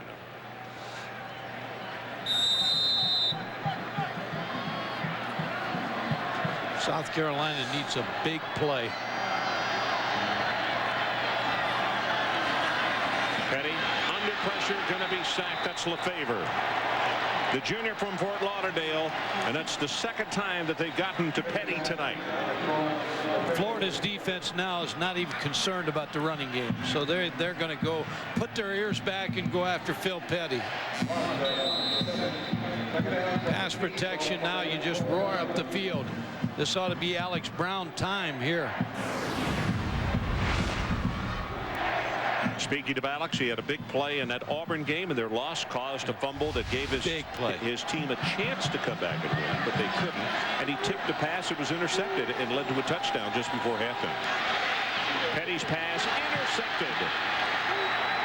That's going to be Carroll, Travis Carroll, and he'll score.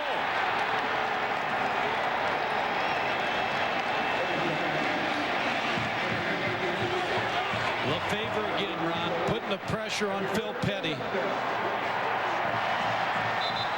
And Mike, I'm not so sure that Petty didn't get his shoulder knocked down on this play. He's holding it.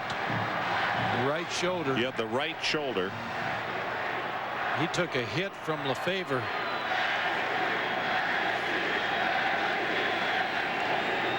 Chandler to attempt the extra point.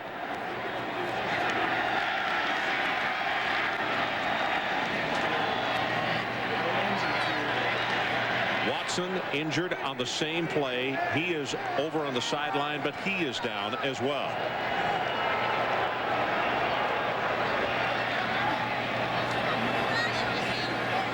Boy, what a devastatingly big play that interception play could turn out to be, with quarterback Petty injured, with Watson injured on the same play. And you could see in the background Adrian, who was forever hustling from one side of the field to the other to bring us up to date on what's going on, coming over to check with Dr. Rod Walters and see the extent of the injuries to the two-star players for South Carolina.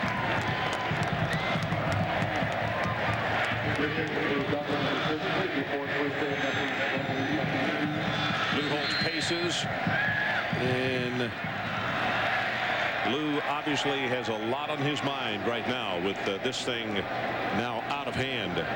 Extra point is good, and the Florida Gators now push this out to a 40-10 lead with 2:53 remaining in the third quarter. As you look at Travis Carroll, the transfer from Alabama. Tron LeFevre is going to hit Phil Petty. Travis Carroll now with the interception. See if I can pick up where Watson gets hit. Right at the end of the play. Petty gets hit in the right shoulder. Now what, you can see Watson come over the pile. He's over trying to make the last tackle. Guy.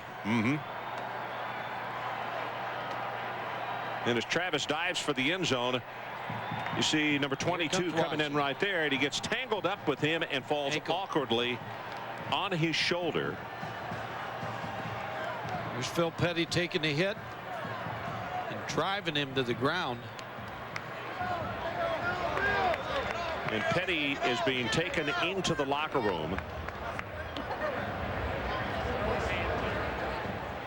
Well, it's good to see that he can go under his own power, but obviously that shoulder is giving him a lot of problems. See him coming out of the stadium and now coming down the corridor into the South Carolina locker room. And on the sideline, Corey Jenkins is beginning to warm up. Well, we're going to find out if Corey Jenkins can throw. Yep, you're exactly right, because they don't need to run the football with a 30-point deficit right now. Just a high kick. It's got to be Brewer from the 16. He's hit with a head-high tackle at the 30-yard line. Brian Kenny will check with you again. Ron, let's get back to Maryland and Clemson. Woody Dantzler taken out of this game after a couple of interceptions. Willie Simmons zips that into Roscoe Crosby. It's 34-20, 5 and change left there. Meantime, La Tech leads the WAC, and Louisiana Tech leading UTEP 14-9. That's in the second quarter.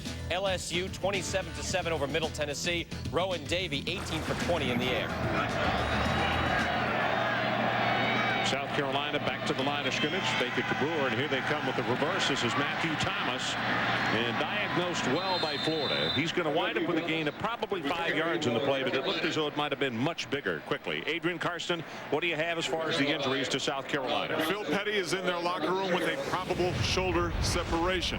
We'll know about that more in a minute. Derek Watson stays on the sidelines with treatment, just ice bag to his lower back. Not so much his shoulder. He's up and moving around now, but deep bruise to his lower back. Wrong about the tailbone. More on Petty in a moment. Okay, that was really an awkward fall, Adrian, that he took as he came over and he got tangled up with Travis Carroll as he went into the end zone. Straight ahead, Jenkins. Oh my goodness, what a hit. He gets whacked by Natil. Man, that's how you teach tackling right there. Knees bent and explode. And Corey Jenkins ran right into him.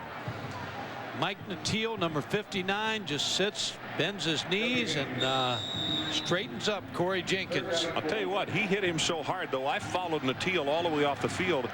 And Mike, he went over and took a knee in the far sideline. I think he's okay, but he might be getting the cobwebs out of his head as well. Middle screen. This is Penny. Penny. He can ramble. That's a good open field tackle by Johnson. Todd Johnson has been a very important player. He's been as important as a quarterback of the defense as Rex Grossman has been for the offense. Well, Todd had 6 first-half tackles, and that's 7 for him for the night. You're exactly right. Doing job pass breakups too. Been all over the place.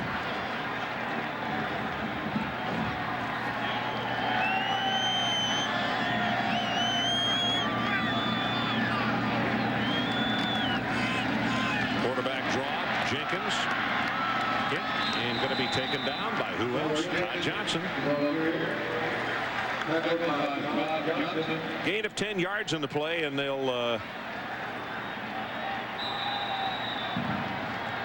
let's see. Is it? Yeah, it is enough for the first down. There's Natil on the far sideline. I told you he also shaking that arm around like maybe he got a little bit of a stinger.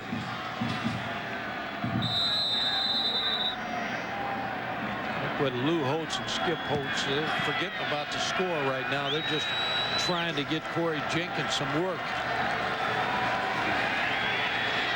Jenkins wanting to throw, going to run it. Hit from behind, and the tackle is made by 86. That's Gerald Lee, a sophomore out of Kirkwood, Missouri. And one of the things I have written down that his defensive coordinator said, he is really improving. He's coming on in a hurry. They have so much depth. And whenever you have defensive linemen, you're going to be successful because you stop the run, rush the passer. And they've got 2 deep of pretty good players in the defensive line. By the way, for people tuning in wanting to know why they have not seen Clint Mitchell tonight, he had gone through a suspension early in the year. Well, because of multiple rules that were broken, he has been suspended again by his head coach. That is the end of the third quarter. Florida by 30.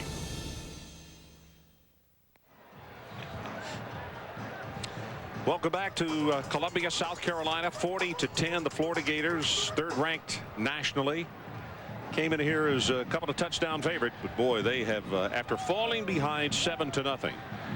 That man, I think, really enjoys the position of being put into like the blackout, the Gator thing. Everybody wearing black tonight, the South Carolina faithful.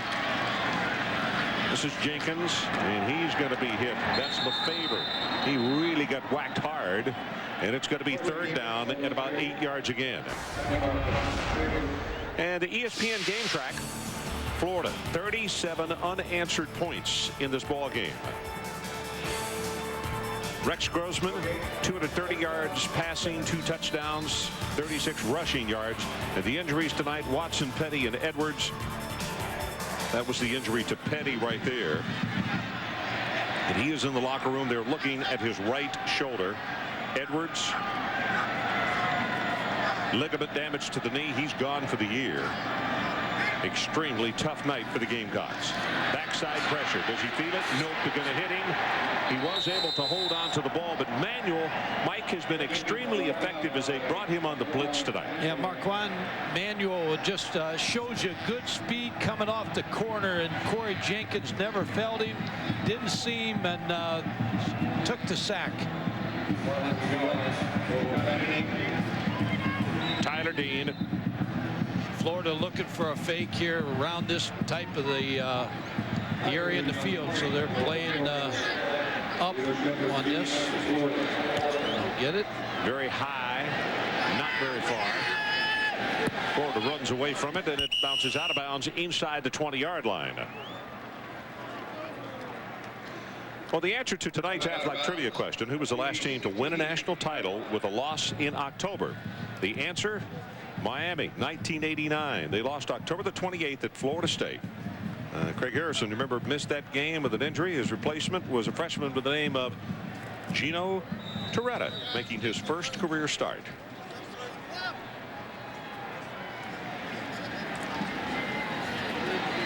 Graham back in the ball game along with Roberts. 13:31 left to play. They'll give it to Graham, and he takes it off the right side for short yardage. But that clock will run, and that's the most important thing. Is a lot of the faithful, well, the spirit was unbelievable as we came into this one tonight.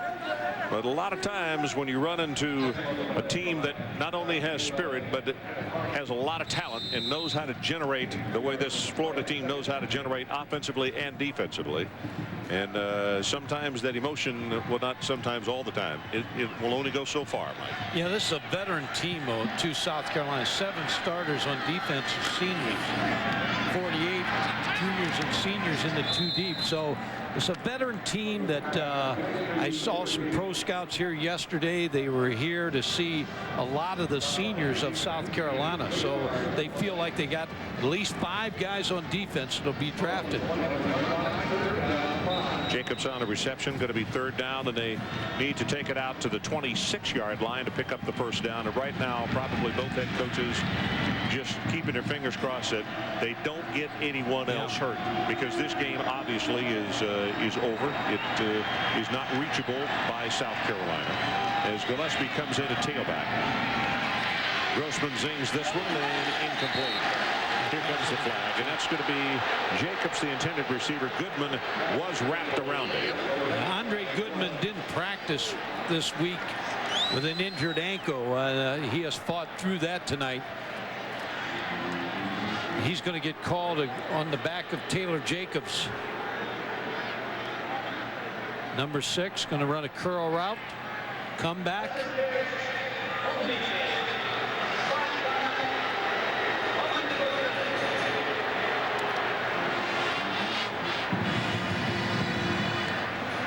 So with the penalty, moves it out to the 33 and a new set of downs for the Florida Gators. About to go under 12 minutes left in the ball game.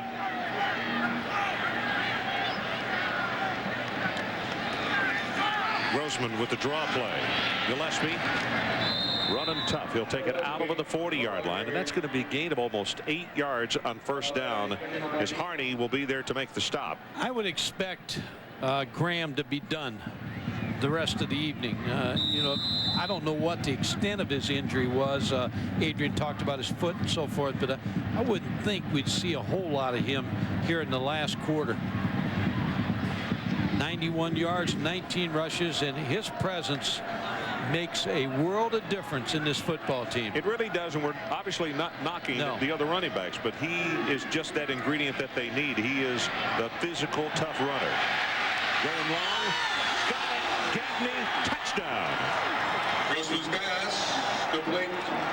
59 yards. Goodman simply could not stay with him. No, and Ron, add that to the Heisman hype, because I don't think you could throw the ball any better than he did right on that play to Jabbar Gaffney.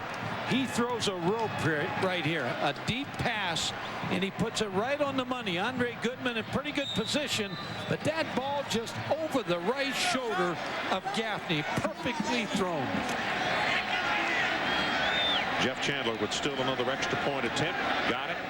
11-19 left in the ball game, and we'll take a timeout as we go to break. Gaffney with yet another touchdown, and Grossman with yet another perfect throw. Jabbar Gaffney 47-10 with his touchdown pass. He likes to play against South Carolina. Last year he made a circus catch here. Ball knocks off the helmet of South Carolina. Here he goes again, catches the short pass, and then he's off. And tonight he does a nice job with his body here too, shielding off the defensive Really back. put him on his hip. You're right. Really did it. You like your receivers to use the body at the end of the play, and he did. Gaffney 6 catches, 110 yards. Petrovich sets to kick it off. High, short, they pooch it again. And that's going to be Thomas. Whoa, my goodness. I thought we'd already seen some big hits tonight, but Thomas got whacked. Petrovich, the kicker, lost a headgear, and but he made the stop. And South Carolina with another player shaken up. And that's going to be Rod Thomas, the junior reserve linebacker.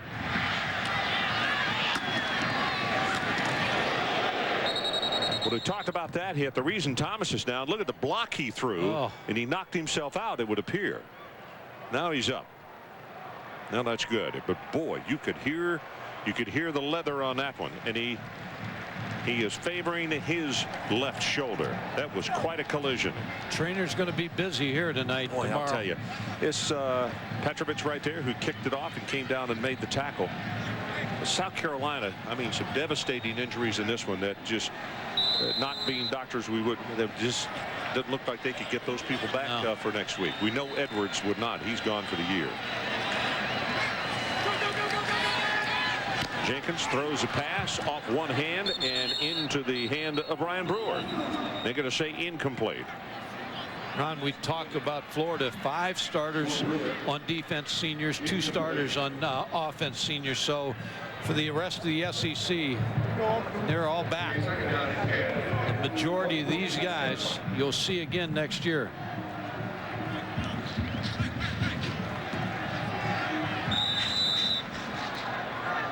I try to always think in turn Graham as being a senior, but he's only a junior.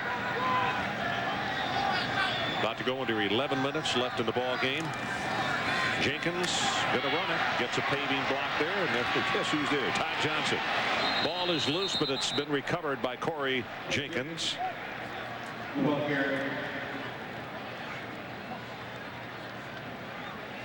Well, tomorrow morning on Sunday, NFL Countdown. After back-to-back overtime wins on defensive touchdowns, what can the Bears do for an encore?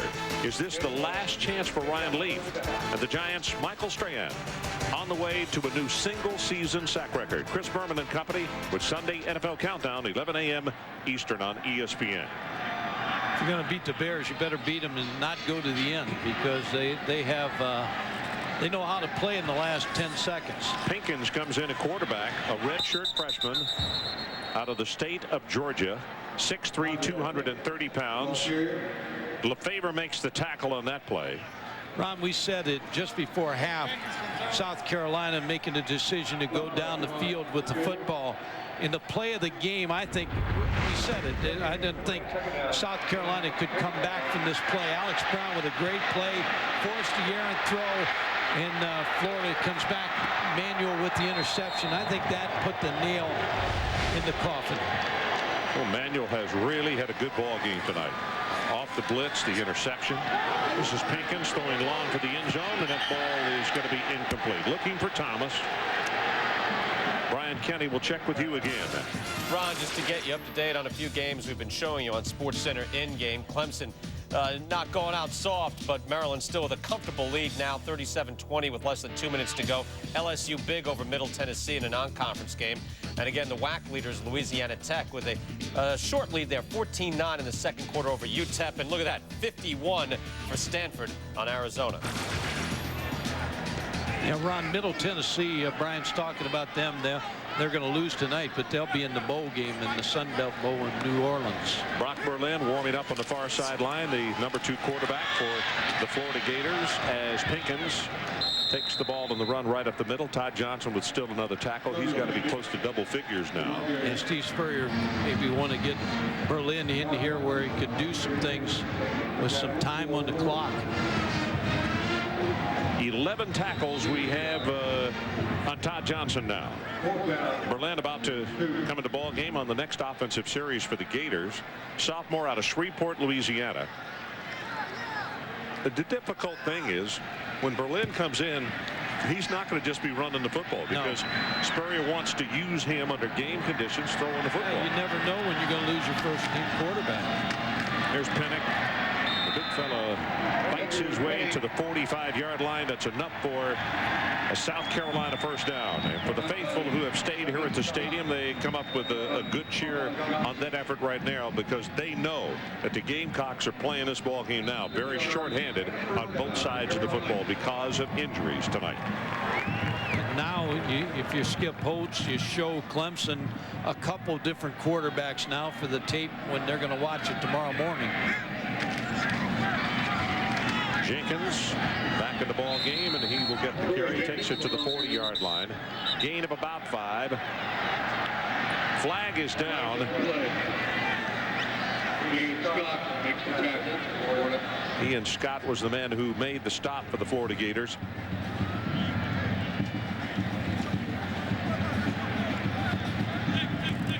It'll be a personal foul. I just don't know on which side. Dead ball. Personal foul against the offense. Dead ball. Personal foul against the defense. Those fouls will offset. Adrian Karsten, let's check with you on the sideline. Logging back on the Ask Adrian website, Jim in Ponte Vedra Beach, Florida, has the question, what impacts a team on the road, the visiting team, when they have to wait to kick off until 7:45 Eastern time? Jim, the best answer I can give you goes right to Florida. The last time they played an SEC opponent on the road was at Auburn, and they lost 23-20. That day, they did not come to the stadium to work out, didn't throw the ball, didn't see the stadium. Today, they did. Last week up at Minnesota, we saw Glenn Mason actually go through a 45-minute practice. A lot of coaches complain it tends to be a long day. It passes the time rather than sitting around the hotel rooms watching games on TV. Come out, take up some time. It helps the coaches, it helps the players. You know, just the long day, I think, impacts them most, but they can take up some time by going out and just moving around a little bit. Adrian, you're right. In fact, I was in Gainesville on Tuesday speaking to the Touchdown Club, and Pat Dooley, the columnist for the Gainesville Sun, wrote a column the next day on the road woes playing at night for Florida. And Coach Spurrier was trying to keep it a secret that he was going to bring them over here today, but one of the players said that's exactly what they were going to do, as Pinnock takes this one for a short gain. But you know, a lot of coaches ask when we're on the road, what do other coaches do with their teams during the day? Because particularly Mike, Eastern start times at 7:45. Man, that makes for a long day. Well, there's a lot of meetings, a lot of walkthroughs. A lot of teams will go into a big banquet room and put chairs up to signify the defense or the offense and walk through plays. You just want to keep them out of their rooms. You want them to rest, but you don't want them to get lethargic. This is Brewer. He gets hit with a head-high tackle by Davis. Pinkins is operating the team at quarterback again.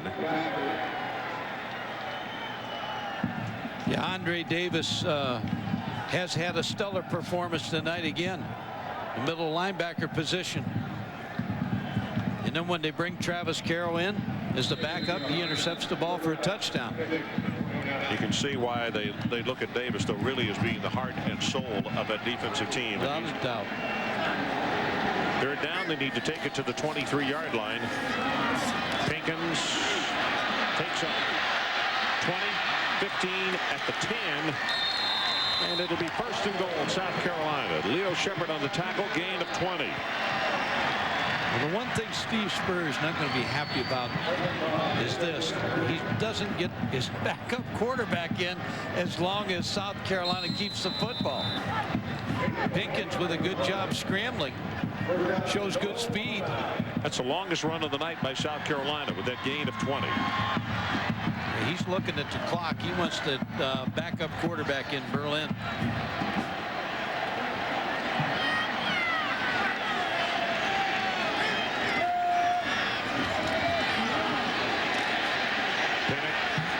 Spins around, and he'll take it to the 7-yard line. Davis again making the tackle for Florida. And as you can see, we've gone under 6 minutes left to play in our ball game.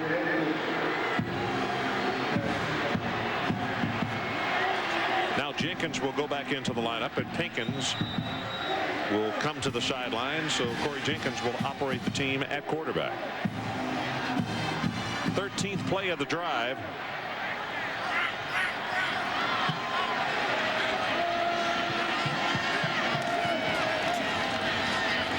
going to keep it and trying to drive the defender Savelio back.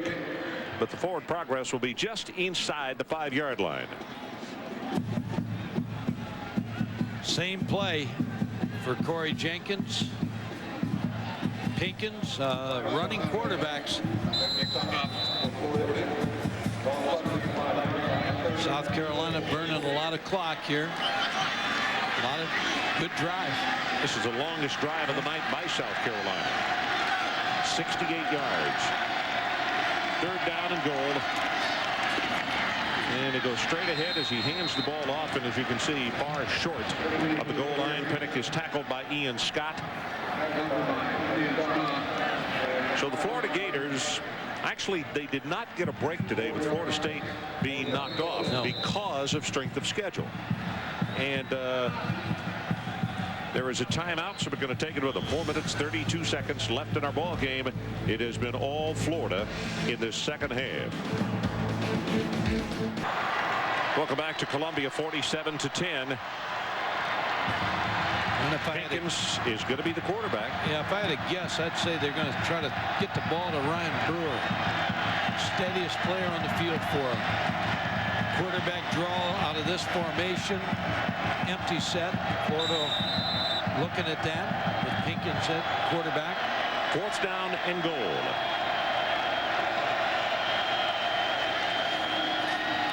Pinkins right over the middle, got it to Brewer, just as Mike suggested. Touchdown, South Carolina. The only time tonight, they do have one other touchdown, but it did not come off a sustained drive.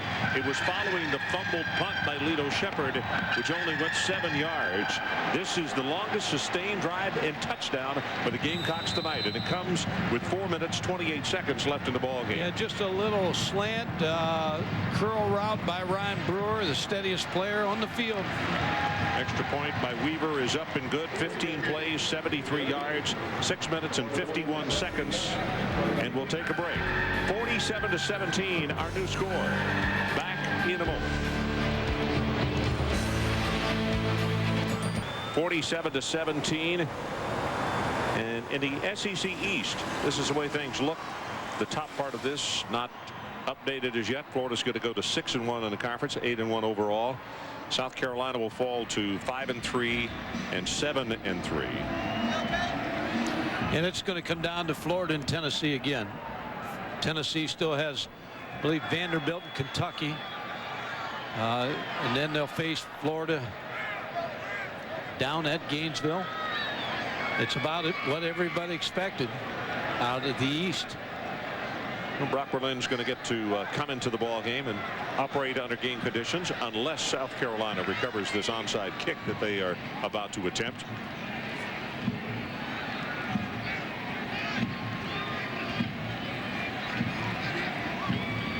How about Chuck Amato today? I mean, talk about emotional to go back to the city and to the school where he coached for so very long and still has a lot of love and respect for it, and to get that win. See another coach, Al Groh, today. Oh, yeah. Beat Georgia Tech, so big win for Al Groh's team. Here comes Bowers with the kick. He will not kick it. Kicked by the other up, who was Tyler Dean, and a flag has gone down.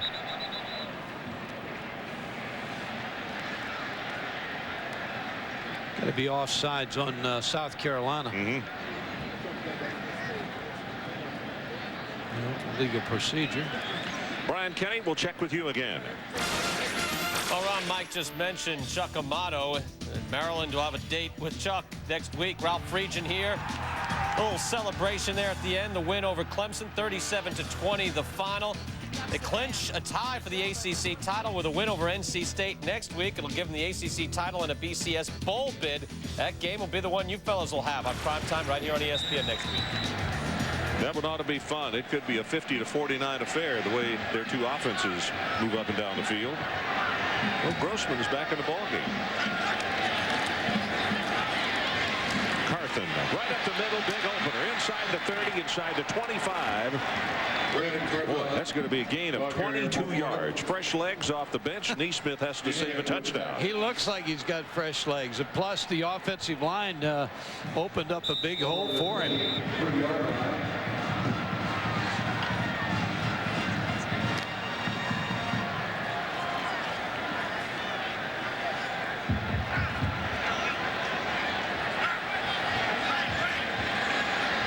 under 4 minutes left in the ball game.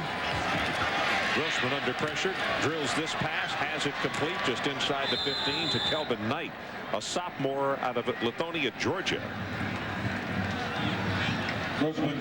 Rex Grossman adding to his numbers.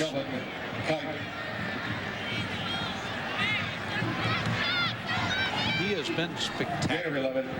First down. And here comes Brock Berlin into the ball game, and Grossman leaves to a standing ovation for the folks that came up here from Gainesville. Every football fan ought to give him a standing ovation for the performance tonight.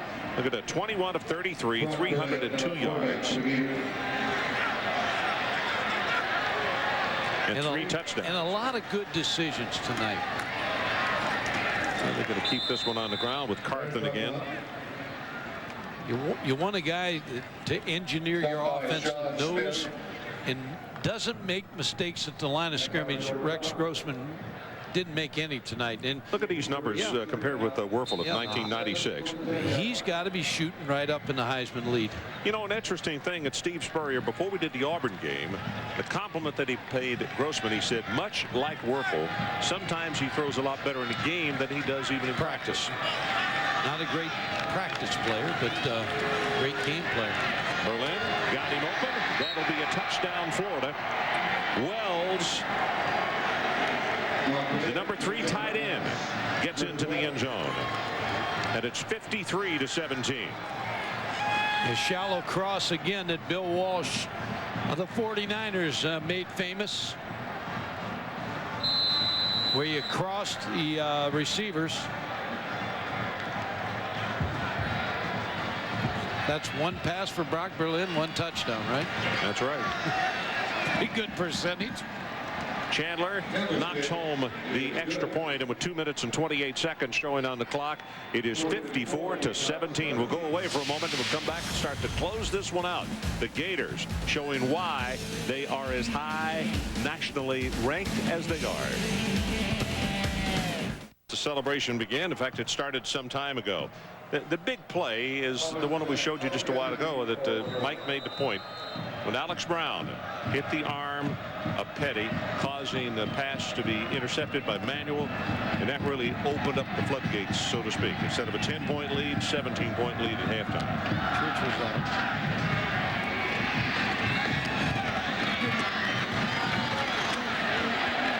Alexander. Boy, he's not even going to make the 15-yard line. Good play by the special teams tonight. Coming up after the game, SportsCenter with Linda Cohn and John Anderson. Steve Spurrier takes on Lou Holtz. Lots of trick plays in college football. And the unforgettable ending for #1, Miami and Boston College. A recap on that. And for extended postgame coverage from here in Columbia, turn over to ESPN News immediately following our game. Jabbar Gaffney on the sideline. He's had an outstanding evening. A lot of folks for the Gators have. Corey Jenkins back in at quarterback for the final 2:19 of this one.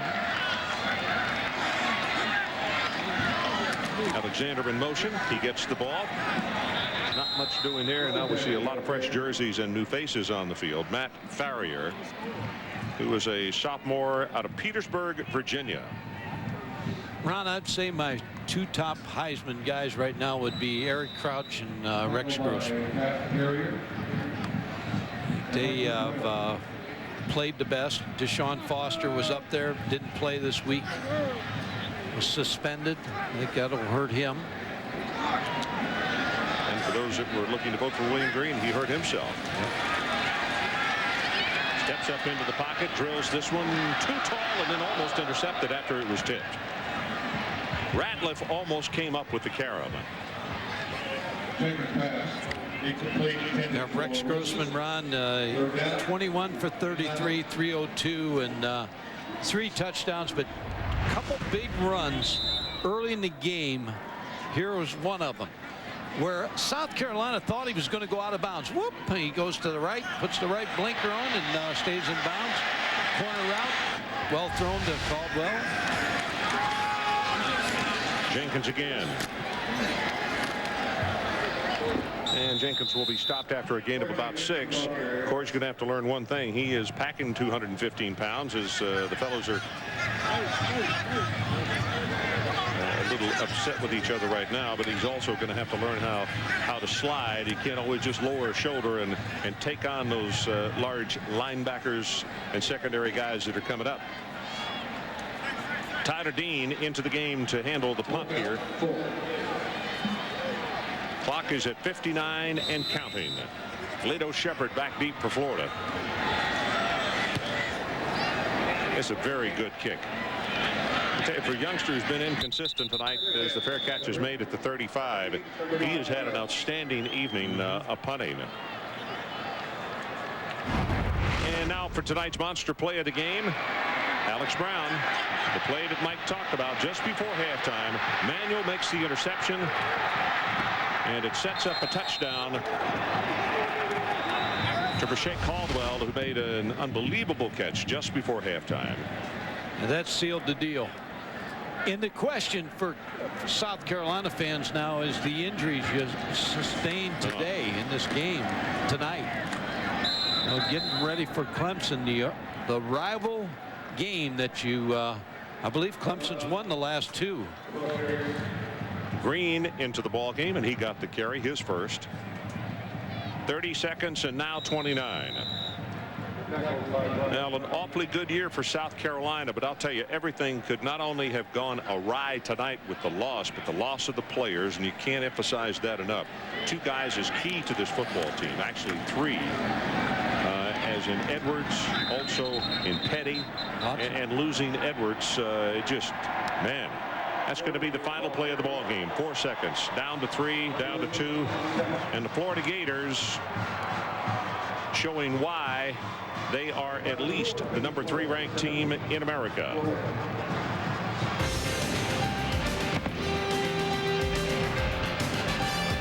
Final score, Florida 54 and South Carolina 17. Coming up next is SportsCenter. For extended post-game coverage here in Columbia, turn over to ESPN News for interviews, commentary, and analysis on Florida's victory tonight. Plus, for final game stats, quotes, and a complete game summary, log on to ESPN.com.